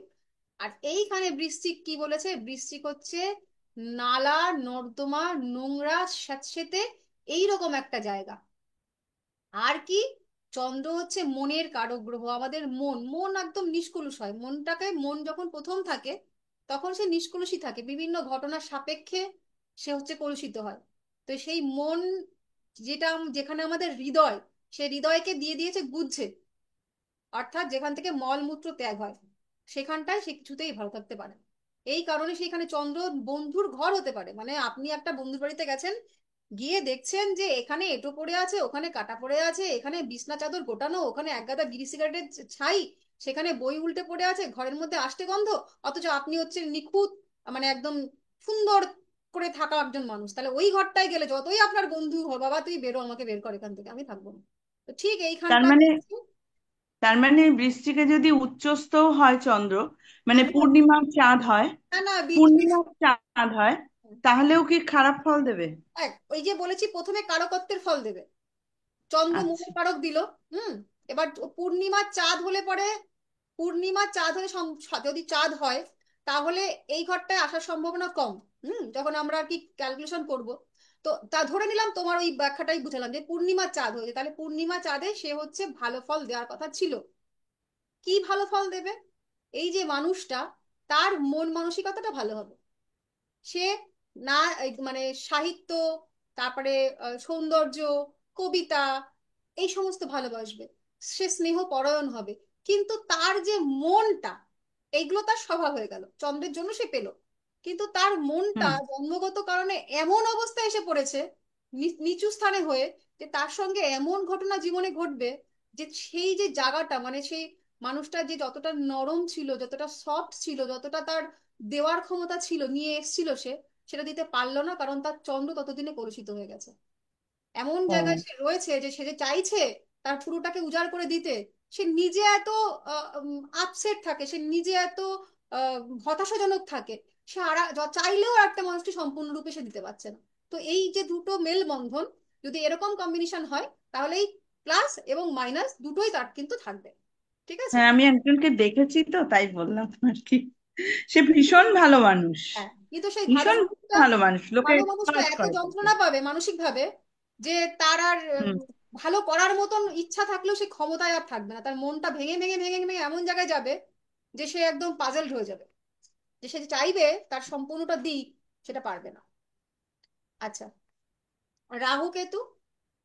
আচ্ছা, কেতুটা একই রকম ভাবে দেখো, কেতু এখানটায় উচ্চস্থ হয়েছে, কারণ কেউ বলো, এটা আমি আগেও বলেছি তোমাদের কারকত্ব পড়ানোর সময়। ম্যাম বলবো? না, তুমি বলেছো না একবার। হ্যাঁ। তুমি বলবে না, দেখে আরেকজন বলুক। কেতু কেন এখানে উচ্চস্থ হলো এই বৃশ্চিকের ঘরে, এটা আমরা কারকত্ব পড়ানোর সময় পড়েছি, বলো। ঠিক হচ্ছে আহ একটা গুহ্য রেকর্ডিং অন আছে ম্যাম? তন্ত্র সাধনা ওইগুলোর প্রতীক, আর কেতু মোক্ষের প্রতীক। ম্যাম বলো। আমি ম্যাম বলবো। বলবো? হ্যাঁ, বলো বলো। বলো ম্যাম বলো। 8 নম্বর ঘর মানে বৃশ্চিকের ঘর হচ্ছে বিচ্ছেদের ঘর, আর কেতু হলো বিচ্ছেদের কারক গ্রহ, সেই কারণে ওখানে উচ্চস্থ হয়েছে কেতু। আচ্ছা, একটা পেলাম, দুটো পেলাম, আরো ম্যাম, আছে তো? বলো। ম্যাম বলবো? আরেকটা কথা। হ্যাঁ বলো তনুশ্রী, বলো। আর বৃশ্চিক যেহেতু বদ্ধ জলাশয় বা স্যাঁতস্যাঁতে নোংরা, সেই হিসাবে কেতুর কারকত্ব হিসাবে আমরা দেখেছি, ওর জন্য উচ্চস্থ। এক্স্যাক্টলি, এটাই হচ্ছে কারণ, যে কারকত্ব হিসাবে। কেতু স্যাঁতস্যাঁতে জায়গায়, হ্যাঁ বলো সৌরভ, বলো। কেতু স্যাঁতস্যাঁতে জায়গায় থাকতে পছন্দ করে, ওটা নোংরা স্যাঁতস্যাঁতে জায়গা, তাই ওর পছন্দের জায়গা। এক্স্যাক্টলি, কেতুকে আমরা যেহেতু সাপের সঙ্গে তুলনা করেছি, তো কেতু সাপের নিম্নাঙ্গটা, সাপের স্বভাব যেরকম হয়, সে সাপ স্যাঁতসেঁতে জায়গায় থাকতে পছন্দ করে। কেতুর স্বভাবই হচ্ছে একটু ওরকম নোংরা, স্যাঁতসেঁতে, ভিজে এরকম জায়গায় থাকা। আর এই বৃশ্চিকের কারকত্বও ঠিক তাই, একদম নোংরা নর্দমা, যেমন আমরা বিছে টিছে গুলো দেখেছি না, আমরা কেতু থেকে যে বিচার করি, বৃশ্চিক থেকে যে বিচার করি, যে যত রকমের বিচ্ছু টাইপের জিনিসপত্র আছে, বিছে, কাঁকড়া বিছে, ওরা থাকে কোথায়, ঠিক একদম ওইরকম স্যাঁতসেঁতে জায়গায়। তো কেতু একেবারে তার যা স্বভাব চরিত্র সেই রকম জায়গাতে এসেই যদি পুরনো বাড়ি। করে, এটা হলো আর একটা জিনিস, যেটা হচ্ছে আধ্যাত্মিকতা। অষ্টম হাউস থেকে আমরা গুপ্ত সাধনা এবং আধ্যাত্মিকতা জায়গাটা দেখি, এবং কেতু হচ্ছে সেই গুপ্ত সাধনা এবং আধ্যাত্মিকতার কারক গ্রহ। তার জন্য সে এখানে হচ্ছে উচ্চস্থ। আর এই ঘরটাতে রাহু কেন, আমরা এই ঘরটাতে পরে যাচ্ছি, এই ঘরটাতে রাহু কেন উচ্চস্থ এটা আমরা ধরবো, এই দুটো নিয়ে আমরা আলোচনা করবো। রাহু এখানটায় কেন উচ্চস্থ, কেউ বলতে পারবে? হ্যাঁ ম্যাম বলবো। হ্যাঁ বলো। কারণ ওই 2 নম্বর ঘরটা হচ্ছে কি আমাদের ফ্যামিলি মানে মায়া মোহ এগুলোর ঘর আর কি। আর রাহু হচ্ছে গিয়ে মায়া, আহ, মোহ এই সমস্ত জিনিসকে খুব অ্যাট্রাক্ট করে, সেই কারণে উচ্চস্থ হচ্ছে। হ্যাঁ, এটা একটা কারণ, ভালো। আর কেউ বলুক। তারপরে মিথুনে, মিথুনে তো নরনারীর প্রেম বা কনজুগাল লাইফটা বোঝানো হয়। রাহু তো মানে এই ধরনের একটাকে পছন্দ করে, মানে কি বলবো, ইন্দ্রিয়জ সম্পর্ককে পছন্দ করে, সেই হিসেবে মনে হয়। আচ্ছা, আরো মানে কেউ আমি বলুক। ঠিক জানি না, আইডিয়া এই তো করে এরকম বললাম, আমি জাস্ট ভাবিনি, করতে করতেই হয়ে যাবে। ভাবিনি এটা নিয়ে। হ্যাঁ, আমরা এখনো ভাব শিখিনি তো, তার জন্য আমরা হুম। একটু কনফিউশনে রয়েছি। ঠিক আছে, অসুবিধা হুম। নেই, করতে করতে হয়ে যাবে। আর কেউ বলুক। তনুশ্রীর কোনো আইডিয়া, সৌরভ বাবুর কোনো আইডিয়া, প্রবালের কোনো আইডিয়া কি আছে, কি কারণে এখানে উচ্চস্থ হতে পারে 2 নম্বর ঘরে? ম্যাম ওটা শুক্রের, শুক্রের ঘর, বৃষ রাশি। হুম। মানে শুক্র যেহেতু প্রেমের একটা রাহু সেটাকে একটু বেশি ভাবে দেখে, সেই জন্য ওর ওটা মানে ওখানে ভালোভাবে মানে নিজেকে বিস্তার করতে পারে আর কি। রাহু শুক্র। তো প্রেম দেখে না, ও তো অশ্লীল প্রেম দেখে। হ্যাঁ, অসহায় ও তো। মানে প্রেম যেখানে সেখানেই অশ্লীলতাটা ও আর কি ছড়াবে আর কি। আচ্ছা। ম্যাম হ্যাঁ বলবো? হ্যাঁ হ্যাঁ, একদম, আমি তো শোনার জন্যই অপেক্ষা করছি, বলো। রাহু শুক্রকে বলা হয় জাগতিক মোহ মায়া, ওইগুলোকে মানে আমাদেরকে মোক্ষ পেতে বাধা দেয় যেগুলো আমাদের। রাহুও সেরকম, মানে কেতুর বিপরীত, ওই জন্য ওখানে রাহু উচ্চস্থ। আর তারপরে মিথুনটা হচ্ছে যোগাযোগের ক্ষেত্র, 3 নাম্বার ঘর। আর রাহু ইন্টারনেট নেটওয়ার্ক, তাড়াতাড়ি যোগাযোগ করতে পারে, আচ্ছা, ওই জন্য তো তিন খুব ভালো, নাম্বার এই ঘরে। সব বিভিন্ন রকম যুক্তি তর্ক সব মাথা থেকে বেরোবে, আর এটাই চাই যে ম্যাম প্রত্যেকে। মিথুনটাও ম্যাম বুধের, মানে যেহেতু বুধ ওখানে রয়েছে, বুধ আমাদের এই বয়ফ্রেন্ড গার্লফ্রেন্ড মানে এগুলো রাহুর মানে পছন্দের কিন্তু বিষয় সৌরভ আর কি। হচ্ছে, সৌরভ প্রেমের থেকে বেরোবে না, ও যাই করুক না কেন অনেক প্রেম খুঁজে পাবে ওখানে গিয়ে। আর কিছু তো, বাকি তো সব ভালো ফল দেয়, মানে এটাই রাহুর সাথে বুধ করছে, বাকি আচ্ছা, বুধ তো ভালো। দেখো, আমরা এই ঘর থেকে এই ঘর থেকে আমরা বিচার করি হচ্ছে কালপুরুষের মুখ, তাই না? আমরা যখন রাশিগুলো পড়েছিলাম, যে 2য় নম্বর ঘর থেকে আমরা দেখি হচ্ছে খাদ্যাভ্যাস, তোমরা ওখানে পড়োনি, পড়বে। 2য় ঘর থেকে আমরা দেখি হচ্ছে পরিবার এবং হচ্ছে খাবার, মুখমন মুখ, আমরা পড়েছিলাম না এগুলো, কালপুরুষের দেহ বিভাগ যখন পড়েছি, যে প্রথম হ্যাঁ হ্যাঁ আমরা হ্যাঁ। দেখি ভ্রুর উপরটুকু, হ্যাঁ হ্যাঁ। তারপরে আমরা ভ্রুর নিচের অংশটা দেখি, তাই তো? মুখ মূলত হচ্ছে এই মুখ। হ্যাঁ, এইটা তো আমরা পড়েছি যে রাহুর খিদে হচ্ছে অপরিসীম, সে খালি খেতে চায় খেতে চায়, খিদে তার কখনো কমে না। সে যেহেতু গলা কাটা অসুর, তার জন্য তার কোনো কিছুতেই খিদে মেটে না। সেই খিদেটা খাবার জনিত খিদেও হতে পারে, ওই প্রেমের অশ্লীলতার খিদে হতে পারে, যাবতীয় যা কিছু। রাহুর একটাই কথা, সে হচ্ছে আরো চাই আরো চাই আরো চাই আরো চাই। তো সেই কারণে যেহেতু এই দ্বিতীয় ঘর থেকে মুখের বিচার করা হয়, আর রাহুরও কেবলমাত্র গলার ঊর্ধ্বাংশ রয়েছে, তাই জন্য এখানে সেই খিদের সঙ্গে মুখের সঙ্গে রিলেশন করে। আর বাকি তোমরা যা যা বললে সেগুলো কম বেশি সবকিছু মিলিয়ে এই ঘরটাতে হচ্ছে রাহু উচ্চস্থ। আর এই বিষয়ে কোনো প্রশ্ন আছে? আমরা পুরো কমপ্লিট করে ফেলেছি উচ্চস্থ নিচস্থ কেন হয়। হ্যাঁ ম্যাম, একটা প্রশ্ন আছে। হ্যাঁ হ্যাঁ, বলো। এইগুলো আমরা যে উচ্চস্থ নিচস্থ গ্রহগুলো জানলাম সেগুলো তো সবই রাশি সাপেক্ষে জানলাম। হুম। এবার রাশি, প্রত্যেকটা রাশি, এটা তো কালপুরুষ সাপেক্ষে আমরা জানলাম। সবার এবার ক্ষেত্রে লগ্ন যখন আলাদা হবে কত তখন তো লোকটাই আমাদের হোক না সব। কেন, এই যে আচ্ছা, উচ্চস্থ নিচস্থ, এই সারা জীবন উচ্চস্থ নিচস্থ যে রাশিরই হোক না কেন, যখনই যদি কারো এক বাচ্চা। নম্বর ঘরে মেষ না বসে ম্যাম বৃষ রাশি বসে, সেই ক্ষেত্রেও কি সান গিয়ে ওখানে এক্সলটেড হবে? হ্যাঁ, তোমার যখনই ধরো, যখন আমি দেখলাম একটা জিনিস, বোঝো, আমি বুঝাচ্ছি, চুপ থাকো। এটা ধরো, আমরা মেষ রাশি দিয়ে আমরা বিচার করেছিলাম, মেষ রাশির এটা 1 নম্বর ঘর, এটা 12 নম্বর ঘর, তাই তো? এটা 4 নম্বর, এটা 7 নম্বর, এটা হচ্ছে 10 নম্বর, এটা মেষ রাশি। ছেড়ে দিলাম মেষ রাশিকে, চলে আসলাম, এটা ধরো সোজাগুলোকে বোঝাচ্ছি তোমাদের একটু বুঝতে সুবিধা হবে। ধরে নিলাম কারোর কর্কট লগ্ন, কর্কট লগ্ন, তাহলে এই ঘরটা আগে যেমন মেষের 7 নম্বর ঘর ছিল, কর্কটের ক্ষেত্রে এটা হচ্ছে 4 নম্বর ঘর। এটা যেমন মেষের 10 নম্বর ঘর ছিল, কর্কটের এটা 7 নম্বর ঘর। এই ঘরটা মেষের ক্ষেত্রে 1 নম্বর ঘর ছিল, এই ঘরটা কর্কটের হচ্ছে 10 নম্বর ঘর। কি হবে? এই 1 2 3 4 5 6 7 8 9 10 হলো। যে লগ্নই হোক না কেন, সেই যে যে মানে প্রথম যে ঘরটা সেটা হবে তার 1 নম্বর ঘর। 1 নম্বর ঘর সাপেক্ষে বাকি ঘরগুলোর হিসাব হবে যখনই। আর আমরা যেমন হিসাব করি, হাতে গোনার গেলে যে 5 আর 3 কত হয়, তাহলে 5-এর পরে গিয়ে আমরা 6 দিয়ে গোনা শুরু করি, এক্ষেত্রে কিন্তু তা হবে না, 5টাকে ধরে গুনতে হবে। মানে এই ক্ষেত্রে যদি এইটা লগ্ন হয় তাহলে এটা 1, এটা 2, এটা 3, এভাবে। এরকম নয় যেটা লগ্ন এটা এক এক নম্বর ঘর, ঠিক আছে? যেটা লগ্ন হচ্ছে সেটাই তার 1 নম্বর ঘর। যে লগ্নই হোক না কেন, এই যে আমরা আজকে যার যার অবস্থান দেখলাম, যে যেখানে বসে আছে সে সেখানেই সারা জীবন উচ্চস্থ। তুমি ধরো ধরলে একটা তুলা লগ্নের চার্ট পেয়েছো, তুলা লগ্ন দেখলে এইখানটাতে সান বসে আছে, অর্থাৎ তার তার চার্টে সান উচ্চস্থ হয়ে বসে আছে। এবার এই সান কিসের ফল দেবে? না, এই ঘর যদি হয় তুলা লগ্ন সাপেক্ষে 11th হাউসের ফল দেবে হচ্ছে সান। 11th হাউস ভালো ঘর, সে ভালো জায়গায় বসে আছে। ভালো জায়গায় বলতে সে উচ্চস্থ হয়ে বসে আছে, 11th হাউস উচ্চস্থ হয়ে বসে আছে, অর্থাৎ ভালো ফলটা সে 100% দেবে।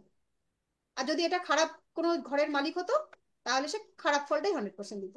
ক্লিয়ার? ম্যাম, আর ফিফথ হাউস আর 11th হাউসে কোনো গ্রহ কি, কোনো প্ল্যানেট মানে উচ্চস্থ বা নিচস্থ হবে না?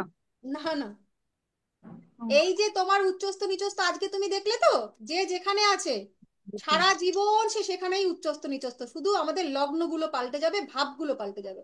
সেটা আমরা ম্যাম ম্যাম ওই একটা তুলা প্রশ্ন লগ্ন এখানে আছে। 11th হাউসটা একবার বলুন না। বোঝাচ্ছি বোঝাচ্ছি, ধরো এইটা হচ্ছে তুলা লগ্ন, হ্যাঁ? এই ঘরটা তো তুলার ঘর আমরা জানি। হ্যাঁ।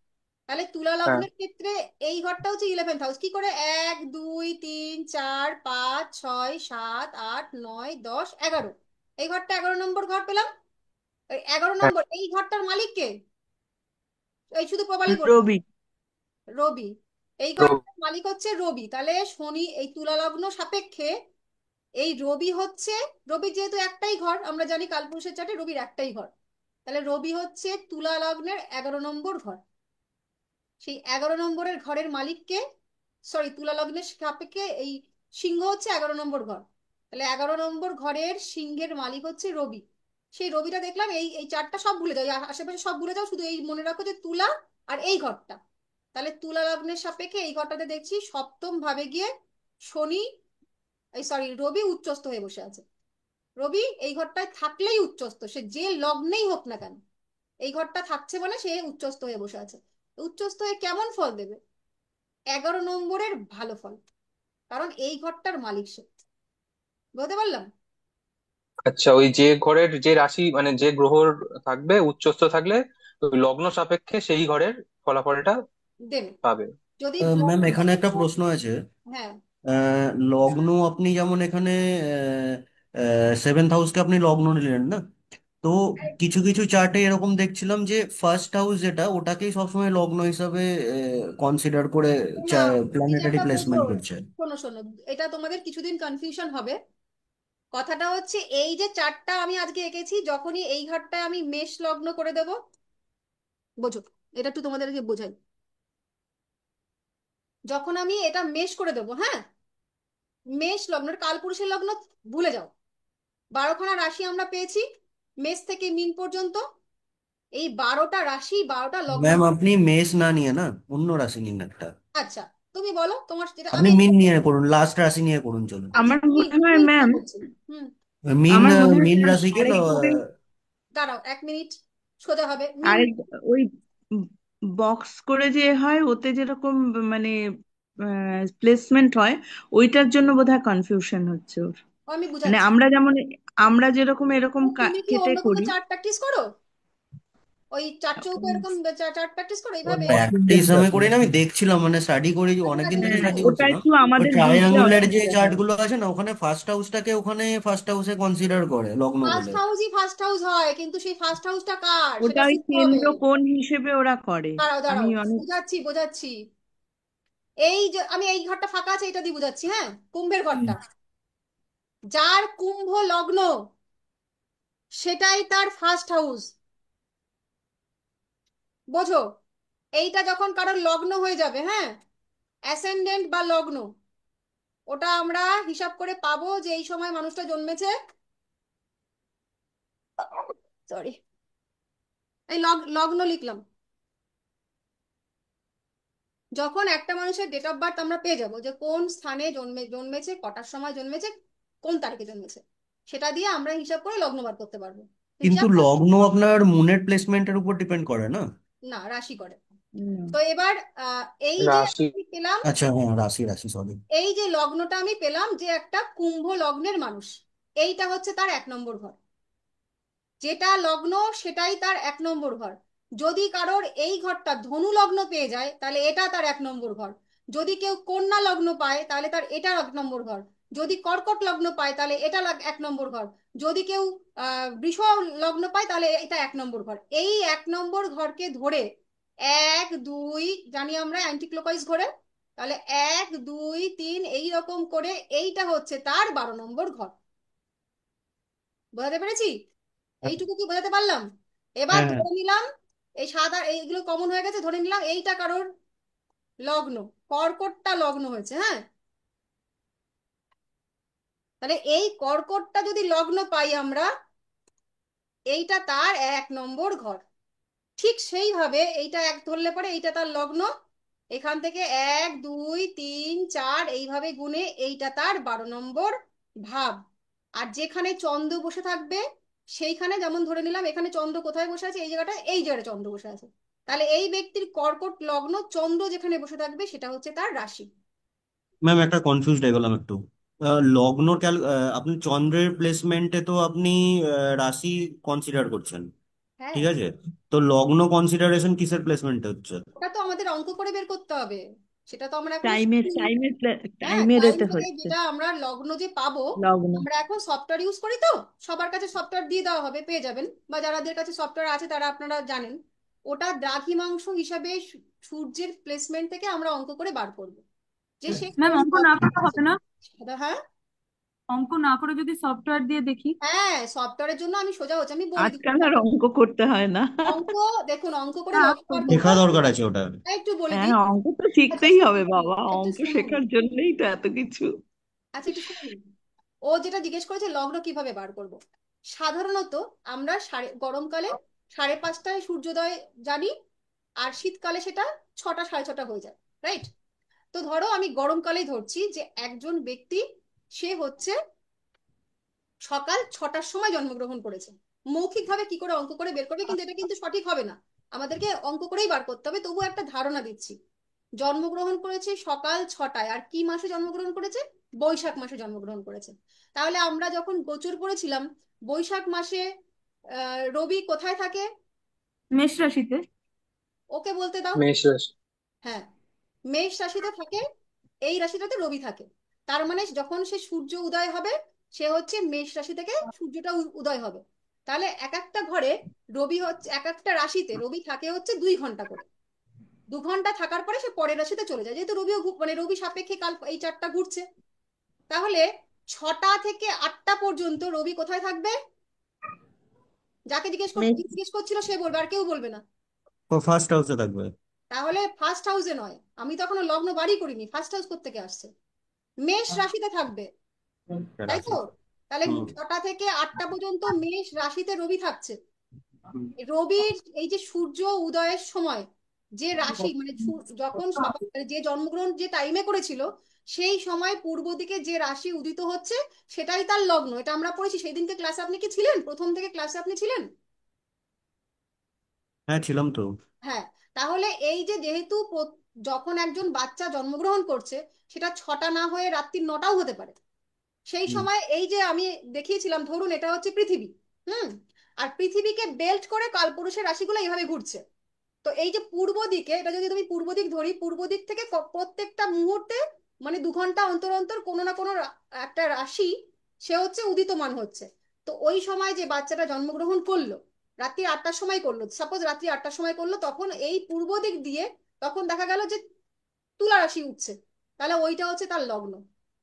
আর সেই সময় চন্দ্র চন্দ্র খুব ফাস্ট মুভিং করে, 54 ঘন্টায় চন্দ্র সরে যায়। 2.5 দিন করে এক একটা রাশিতে চন্দ্র থাকে, গোচরগুলো হুম পড়বেন। তাহলে চন্দ্র হচ্ছে 2.5 দিন অন্তর অন্তর চেঞ্জ করে যায়। তাহলে সে এই এই যে যেখানে যেদিন সে জন্মগ্রহণ করলো, সেদিন ধরুন চন্দ্র এই ঘরটাতে রয়েছে, মানে এই মকরের ঘরে চন্দ্র রয়েছে। তাহলে তুলা রাশি উঠছিল, তুলা রাশিটা উদয় হচ্ছিল লগ্নের দিক দিয়ে, পূর্ব দিক দিয়ে। তাহলে লগ্ন পাবে সে তুলা লগ্ন, এবং রাশি পেয়ে যাবে সে হচ্ছে মকর রাশি। যদি তার 2 দিন পরে জন্মগ্রহণ করে, তাহলে 2 দিন পরে জন্মগ্রহণ করলে এখান থেকে সরে গিয়ে তখন চন্দ্র কোথায় চলে যাবে? মিনের ঘরে। এইটা হবে কারোর রাশি। তার 2 দিন পরে চললে চন্দ্র তখন এই ঘরটায় থাকবে। এইভাবে আমরা রাশি এবং লগ্নটা বিচার করি, সেটা আমাদের অঙ্ক সাপেক্ষে বিচার করতে হবে। কিন্তু যেহেতু আপনারা অঙ্ক এখনো কেউ শেখেননি, আমরা অঙ্কটা পরে শেখাবো যারা ইন্টারেস্টে থাকবেন। তাহলে আমরা কি করব, আমরা সফটওয়্যারের মাধ্যমে এই লগ্ন বিচারটা করতে পারবো। ওখানে অ্যাসেন্ডেন্ট বলে লেখা থাকবে কিংবা এল লেখা থাকবে। যে ঘরটা এল, সেটা হচ্ছে তার ফার্স্ট হাউস। এমন নয় যে এটা কিন্তু শুধু কালপুরুষের ফার্স্ট হাউস, মেষ রাশিটা কালপুরুষের ফার্স্ট হাউস। কিন্তু যে ব্যক্তি যখন জন্মগ্রহণ করছে, সেই সময় পূর্ব দিক দিয়ে যে রাশিটা উদীয়মান হচ্ছে মানে উঠছে, সেটাই হচ্ছে তার লগ্ন। আর সেই সময় চন্দ্র যেখানে বসে থাকছে সেটা তার রাশি। আর ওই যে লগ্নটা সে পেল, সেটা সেই জাতকের ফার্স্ট হাউস। ক্লিয়ার? আমি বোঝাতে পেরেছি? হ্যাঁ ম্যাম। ম্যাম এখানে একটা ওই প্রশ্ন আছে, ওই ম্যাম হ্যাঁ। সকালে বললেন সূর্য উঠছে, মানে ওই পঞ্জিকাতে লেখা থাকে না যে সূর্যোদয় বিভিন্ন এই দিন দেখুন, বিভিন্ন আপনাকে রকম প্রথমে সময় হয়? আপনাকে মনে রাখতে হবে, আপনাকে হিসাবটা কি মনে রাখতে হবে, কোন মাসে জন্মগ্রহণ করছে। কোন মাসে জন্মগ্রহণ করছে, আমি সব থেকে সোজা হুম হিসাবটা দিলাম, সেটা হচ্ছে বৈশাখ মাসে। আমরা সবাই জানি, আমাদের অন্যগুলো হুম মনে না থাকলেও আমরা জানি যে বৈশাখ মাসে সূর্য হচ্ছে এখানে থাকে, এখান থেকে সে ওঠে, হুম তাই তো? এবার এই হুম বৈশাখ মাসের তার একটা সময় আছে, সকাল 8টা, সকাল তুমি 6টা থেকে 8টা পর্যন্ত সে এখানে থাকবে, 2 ঘন্টা পরে সে আবার রাশি চেঞ্জ করে যাবে। 8টা হুম, থেকে 10টা সূর্য এই ঘরে, হ্যাঁ 10টা থেকে 12টা সূর্য এই ঘরে। এইভাবে সূর্য ঘুরতে থাকবে, ঠিক আছে? এবার হ্যাঁ সেই হ্যাঁ সময় যে টাইমটাতে বাচ্চাটা জন্মগ্রহণ করলো, এই যে এই ঘরটা চলে আসলো, এই টাইমটাতে ধরো এই যে বাচ্চাটা যখন জন্মগ্রহণ করছে, ধরে নিলাম 12টা বেজে গেছে, ঠিক আছে? হ্যাঁ। এই 12টা বেজে গেছে, তখন সেই সাপেক্ষে আমরা দেখবো যে পূর্ব দিকে কোন গ্রহটা মানে কোন রাশিটা উদিতমান হচ্ছে। বৈশাখ মাসের থেকে হিসাব করব, এইখান থেকে হিসাবটা শুরু হবে। এটা একটু অঙ্ক না, ওইভাবে না অঙ্কটা না করলে আপনি বুঝবেন না। কিন্তু সফটওয়্যার হিসাবে আপনি জেনে রাখুন, যে মানুষটা যখন জন্মগ্রহণ করেছিল, পূর্ব দিক থেকে যে রাশিটা উদীয়মান হচ্ছিল সেটা তার লগ্ন। এবং সেটা সফটওয়্যারে আপনি পেয়ে যাবেন যে লগ্ন সেটা পেয়েছে। আপনার কি লগ্ন আপনি জানেন? ম্যাম মিথুন। মিথুন লগ্ন। তার মানে এই যে ঘরটা আপনার, এটা হচ্ছে আপনার 1 নম্বর ঘর। আপনার চরিত্র কিরকম হবে? আপনি মিথুন লগ্নের মানুষ, তার মানে আপনি টকেটিভ হবেন, আপনি কথা বলতে ভালোবাসবেন, আপনি সহজেই অন্যের সঙ্গে মিশে যেতে পারেন, আপনার বাচ্চাদের ভালো লাগে, বাচ্চাদের সঙ্গে আপনার থাকতে ভালো লাগে, আপনার হাতের কাজ করতে আপনি ভালোবাসেন, আপনি হাতের কাজে নিপুণ, এই গুণগুলো আপনার আছে। হ্যাঁ ম্যাম। এটা কেন হলো? সেটা হচ্ছে আপনার লগ্নের থেকে বিচার করা হলো। এই লগ্নটা যার যেরকম, যে যে লগ্ন পেয়েছে তার সেই গুণগুলো তার হবে। এই ফার্স্ট হাউস থেকে আমরা মানুষটাকে বিচার করি, মানে আপনি কেমন, আপনি টোটালটা, আপনার শরীর আপনি দেখতে কেমন হবেন, আপনার বডির ল্যাঙ্গুয়েজ কেমন হবে, আপনার দেহ গঠন কেমন হবে, আপনার ভাবনা চিন্তা কেমন হবে, আপনার মুভমেন্ট কেমন হবে, আপনার পার্সোনালিটি কেমন হবে, এই সব কিছুর বিচার করা হয় ফার্স্ট হাউস থেকে। আপনি তাই হবেন। কিন্তু চন্দ্র, আপনার রাশি কি? ম্যাম মকর। মকর রাশি, তার মানে আপনি হচ্ছে যখন জন্মগ্রহণ গ্রহণ করেছিলেন তখন চন্দ্র ছিল মকর রাশিতে। তার মানে আপনি এমন একজন মানুষ যে হচ্ছে লেগে থাকতে ভালোবাসে, সহজে সে কিছু ছাড়ে না।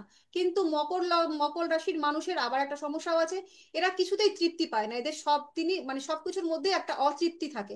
কিন্তু এরা খাটনিতে, এরা কখনোই কোনো কাজ ফেলে রাখতে পছন্দ করে না, কাজের বিষয়ে এরা কিন্তু খুব সেন্সিটিভ হয়। এবং এদের মানে মনের মধ্যে সবসময় এটা থাকে যে আমি বাবা নীতিপরায়ণ মানুষ, আমি ঠক জোচ্চর না, আমার ঠকিয়ে কিছু ভালো লাগবে না, আমি হচ্ছে কষ্ট করে 1 পয়সা ইনকাম করব কিন্তু ওইটাই আমার থাকবে। আপনি কি এরকম মানসিকতার মানুষ? হ্যাঁ ম্যাম। তো এই যে বিচারটা, আপনার মনের বিচারটা হবে আপনার রাশি থেকে, যে আপনি কোন মনের মানুষ, আপনার মনটা কেমন, আপনার মনের ভাবনা চিন্তা কেমন, সেটা রাশি থেকে বিচার করব। আর লগ্ন হচ্ছে এই 1 নম্বর, যে আপনি আদপে মানুষটা কেমন। দুটো দুরকম হতেই পারে। একটা মানুষ দেখতে মানে বড়সড় চেহারার হতে পারে, কিন্তু তার বাচ্চার মতন মন কেন হবে? যদি কারোর মিথুন রাশি হয়ে যায়, তার চেহারা যেমনই হোক, তার বাচ্চার মতন মন হবে। তাহলে এই হচ্ছে বিষয়, যার যেটা লগ্ন সেটা হচ্ছে তার ফার্স্ট হাউস, আর যেখানে চন্দ্র বসে থাকবে সেটা হচ্ছে তার রাশি। ক্লিয়ার? হ্যাঁ ম্যাম, সানসাইন থেকে কি বোঝা হ্যাঁ ম্যাম। যায় ওই যেখানে বসে থাকবে? সানসাইনটাই হচ্ছে তোর লগ্ন, লগ্ন হচ্ছে, আর চন্দ্র সাইন মূল সাইনটা হচ্ছে রাশি। না ম্যাম, সান একটা জায়গায় থাকে, তো ধরুন ও কারো সানটা এই যে যেখানে বসে আছে, ধরুন এই এই সাপেক্ষে ধরো ওর তো মিথুন লগ্ন। হুম। এটা 1 নম্বর ঘর। এবার সান কোথায় বসে আছে? ও জানে, ইয়ে সৌরভ জানো তোমার সূর্য কোথায় বসে আছে? না ম্যাম, অত দেখিনি, ও দেখতে তো হবে। দেখি, তাহলে আমরা এই চারটাই দেখছি, এই চারটাই দেখলাম যে সূর্য এখানে বসে আছে। তাহলে মেষ তার সানসাইন, মেষ। এটার সাপেক্ষে আমরা কি বিচার করব? এটা সানসাইনের বিচার আমরা ওইভাবে করব না, সানটা কোন ভাবের প্রতি সেটা বিচার করব। মানে এই ক্ষেত্রে যে এই যে ওর মিথুন লগ্ন, হ্যাঁ, তাহলে সান হচ্ছে এই ঘরের অধিপতি, এই ঘরটার মালিক সান। তাহলে 1 2 3, 3 নম্বর ঘর পাচ্ছি। 3 নম্বর তোমরা যতক্ষণ না ভাবটা পড়বে ততক্ষণ কিচ্ছু বুঝতে পারবে না। আমি বলবো মাথার উপর দিয়ে চলে যাবে, ঠিক আছে? তাও শুনে রাখো। ম্যাম একটা আমার কথা বোঝা বলবো, যাচ্ছে, ভালোই বোঝা যাচ্ছে। এবার একটা এই যে, কথা বলবো। হ্যাঁ, সেটা হচ্ছে যে চন্দ্র মানে যে যে রাশিতে থাকছে সেটা তো রাশি। হুম, এবারে সেই সঙ্গে যদি আরো অন্য কোনো রাশিও থাকে চন্দ্রের সাথে, রাশি, তাহলে কিন্তু পুরো রাশি পুরো থাকতে পারে, কারণটা তো পাওয়া গ্রহ যাবে না থাকতে পারে, বোধহয়। রাশি থাকতে পারে না, রাশি চন্দ্র একটা রাশিতেই থাকবে, সরি, হ্যাঁ। অন্য গ্রহ, ম্যাম, সরি সরি হ্যাঁ, সরি সরি, সেই গ্রহ, অন্য গ্রহ ম্যাম যদি সূর্য থাকে। সিংহ রাশিতে আছে। হ্যাঁ ওই সিংহ রাশিতে আছে, তাহলে ওই সিংহ রাশি মানে এই 3 নম্বর ঘর, ওর 3 নম্বর ঘরের 3 নম্বর ঘরে সূর্য বসে আছে। এবার এই ঘরটা যতক্ষণ আমরা কারকত্বগুলো না পড়বো ততক্ষণ পর্যন্ত বিচার করা যাবে না। তাহলে সূর্য ওর হচ্ছে এই সানের ঘরটা হচ্ছে এই সিংহ, মানে সক্ষেত্রী, সূর্য ভালো ফল দেবে। কিন্তু 3 নম্বর ঘর, তার জন্য 3 নম্বর ঘরের যা ফল সেটা দেবে। কি যেন আর একটা কে বলছিল, ম্যাম, শিবানী বলছিল। উচ্চস্থ নিচস্থ তো হচ্ছে না কুম্ভ রাশি আর সিংহ রাশিতে, তাহলে ওখানে যেই প্ল্যানেট বসবে ওদের কিভাবে বিচার হবে? এর উচ্চস্থ সব সব ঘরে তো উচ্চস্থ হবে না। এই যে প্ল্যানেটটা, এই যে যে যে প্ল্যানেট যেখানে বসে আছে এটাই উচ্চস্থ নিচস্থ, এছাড়া আর উচ্চস্থ হবে না। কিন্তু এই যে ঘরটা, ধরো এই ঘরটায় কিছু, এই রবির ঘরটা, সিংহের ঘরে কেউ নেই তো, মানে হুম। সিংহের ঘরে কেউ উচ্চস্থ নিচস্থ হলো না। কিন্তু এই ঘরটা এসে কোনো একটা গ্রহ বসলো, ভালো করে বুঝো, কোনো একটা গ্রহ এসে বসলো, সেই গ্রহটা কে? সেই গ্রহটা শনি মহারাজ, ধরে নিলাম শনি মহারাজ। প্রাথমিকভাবে আমরা কি বুঝবো? প্রাথমিকভাবে শনি মহারাজ এসে বসেছে রবির ঘরে। কার ঘরে বসলো? শত্রুর ঘরে। ফল কি দেবে? খারাপ ফল দেবে। খারাপ ফল দেবে। কিন্তু যদি এই ভাবটা, এবং শনির যে ভাব, শনি এই একটা নির্দিষ্ট চার্টের, শনি দেখা গেল ভালো ফলের, মানে রবির ঘরটা ভালো ঘর এবং শনির ঘরটাও ভালো ঘর, তাহলে এই খারাপ ফলটা অতটা খারাপ ফল দেবে না। এখন বললে না কিচ্ছু বুঝবে না। হ্যাঁ, এটা তোমাদের আজকে ম্যাম একটা জিনিস একটু ক্লিয়ার করে দেন, একটা ছোট প্রশ্ন আছে। বলো। লগ্ন যেমন যেমন ধরুন আপনার এটা কালপুরুষের চার্ট, তো ফার্স্ট হাউস আপনার ওখানে ওটা লগ্ন ধরছেন। এবার আপনি যেটা বললেন যে লগ্ন যেখানে থাকবে সেটাকে ফার্স্ট হাউস আমাদেরকে কনসিডার করতে হবে, তাই তো? একদম। ঠিক আছে। তো ফার্স্ট হাউস, ধরুন আমি যদি কালপুরুষের চার্টটাকে আমি জাস্ট একটা রেফারেন্স হিসাবে ধরে নিলাম, তো কালপুরুষের আমার চাঁদ ভুলে যাও, কালপুরুষের চার্ট নেই আর। এটা এমনি একটা চার্ট ধরো, কালপুরুষ নেই, কালপুরুষ ঠিক চলে আছে, গেছে। কিন্তু আমাকে বুঝলো? নাম্বারটা বলতে গেলে আমার ইজি পড়বে না, ওই জন্য বললাম। হ্যাঁ বলো। তো ধরুন আপনার 4 নম্বর যে ঘরটা আছে না, 4 নম্বর 4th হাউসে আপনি ধরুন আপনার লগ্ন এলো, হুম। ঠিক এলো, আছে? তো কর্কট লগ্ন। ফোর্থ হাউসে, ফোর্থ হাউস যদি লগ্ন হয়, তো তার রেসপেক্টেই আপনার কাউন্টিংটা সেভাবেই হবে, তাই একদম, তো? একদম। যার যেটা লগ্ন হবে সেটাই তার হুম, 1 নম্বর ঘর। ঠিক আছে, এটা একটা ব্যাপার হলো। দ্বিতীয় ব্যাপারটা হলো উচ্চ নিচের ব্যাপারটা, যেটা আপনি ফার্স্ট হাউস সেকেন্ড হাউস বলে দিয়েছেন। যেখানে ধরুন ফার্স্ট হাউসে যেরকম সান উচ্চ আছে, তো আমার এখানে ফোর্থ ফার্স্ট এই হাউসে নয়, মেষ রাশিতে। এখানে ফার্স্ট সেকেন্ড থার্ড কেউ নেই, শুধু রাশি মনে রাখতে হবে, রাশি। উচ্চস্থ ওকে, নিচস্থর সময় কোনো ফার্স্ট সেকেন্ড থার্ড ভাব নেই, কেউ ভাবই নেই, শুধুমাত্র রাশি। প্রত্যেকটা লগ্ন সাপেক্ষেই ভালো করে বোঝো, সেটা মিথুন লগ্ন হোক, সেটা ধনু লগ্ন হোক, সেটা মকর লগ্ন হোক, হোয়াট এভার ইট ইজ, যখন মেষ রাশিতে রবি বসবাস করবে, মানে ওই চার্টে রবি যদি বসে থাকে মেষে, তাহলে হুম, মেষে ওই চার্টটাতে রবি হচ্ছে উচ্চস্থ। যদি ওই চারটাতে রবি বসে থাকে তুলাতে, তাহলে রবি নিচস্থ, অর্থাৎ সে ফলদানে ব্যর্থ। এবার কোন গট ইট ফলদানে ম্যাম, ব্যর্থ, ক্লিয়ার। তখন আমাদের ভাব জানতে হবে। রাশি শুধু রাশি, কোনো ফার্স্ট হাউস সেকেন্ড হাউস কিচ্ছু ভুলে যাও। ফার্স্ট হাউস সেকেন্ড হাউস নেই, শুধু রাশি। না, আমি ওটার জন্য অ্যাকচুয়ালি কনফিউজটা হচ্ছিলাম, হ্যাঁ, যে আমাকে রবি হাউস কোন নিতে হবে না রাশিতে, রাশি, ঠিক আছে। রবি কোন রাশিতে উচ্চস্থ হয়? মেষ রাশিতে। ঠিক আছে, তুলা, ঠিক আছে। আর তুলায় কোন রাশি উচ্চস্থ হয়? মানে তুলায় কোন গ্রহ উচ্চস্থ হয়? শনি গ্রহ উচ্চস্থ হয়। শুক্র কোথায় উচ্চস্থ হয়? মিনে উচ্চস্থ হয়। বুধ কোথায় উচ্চস্থ হয়? কন্যায় উচ্চস্থ হয়। চন্দ্র কোথায় নিচস্থ হয়? বৃশ্চিকে নিচস্থ হয়। এইগুলো মুখস্থ রাখতে হবে, শুধু রাশি। হাউস ভুলে যাও, হাউসে আমরা এখনো প্রবেশই করিনি, হাউস করতে এখনো 1 মাস লাগবে, ঠিক আছে? ম্যাম নেক্সট দিন তাহলে ম্যাম কি একবার পড়াবেন? জিনিসটা, ঠিক আছে। কি কি বলো। ম্যাম ওই যে যদি এই যে চার্টটা এখানে রয়েছে, যদি মিথুন লগ্ন সাপেক্ষে দেখি, আর ওই যে সূর্য মেষ রাশিতে উচ্চস্থ, তার মানে মিথুন লগ্নের সাপেক্ষে হচ্ছে ওই দশম এই একাদশ ভাবের ফলটা দেবে, তাই তো? একাদশ ভাবে ফল দেবে না, একাদশ ভাবে বসে আছে। একাদশ ভাবে বসে আচ্ছা, আছে সান। কোন ভাবের ফল দেবে? সে যে ঘরের মালিক। সান কোন ঘরের মালিক?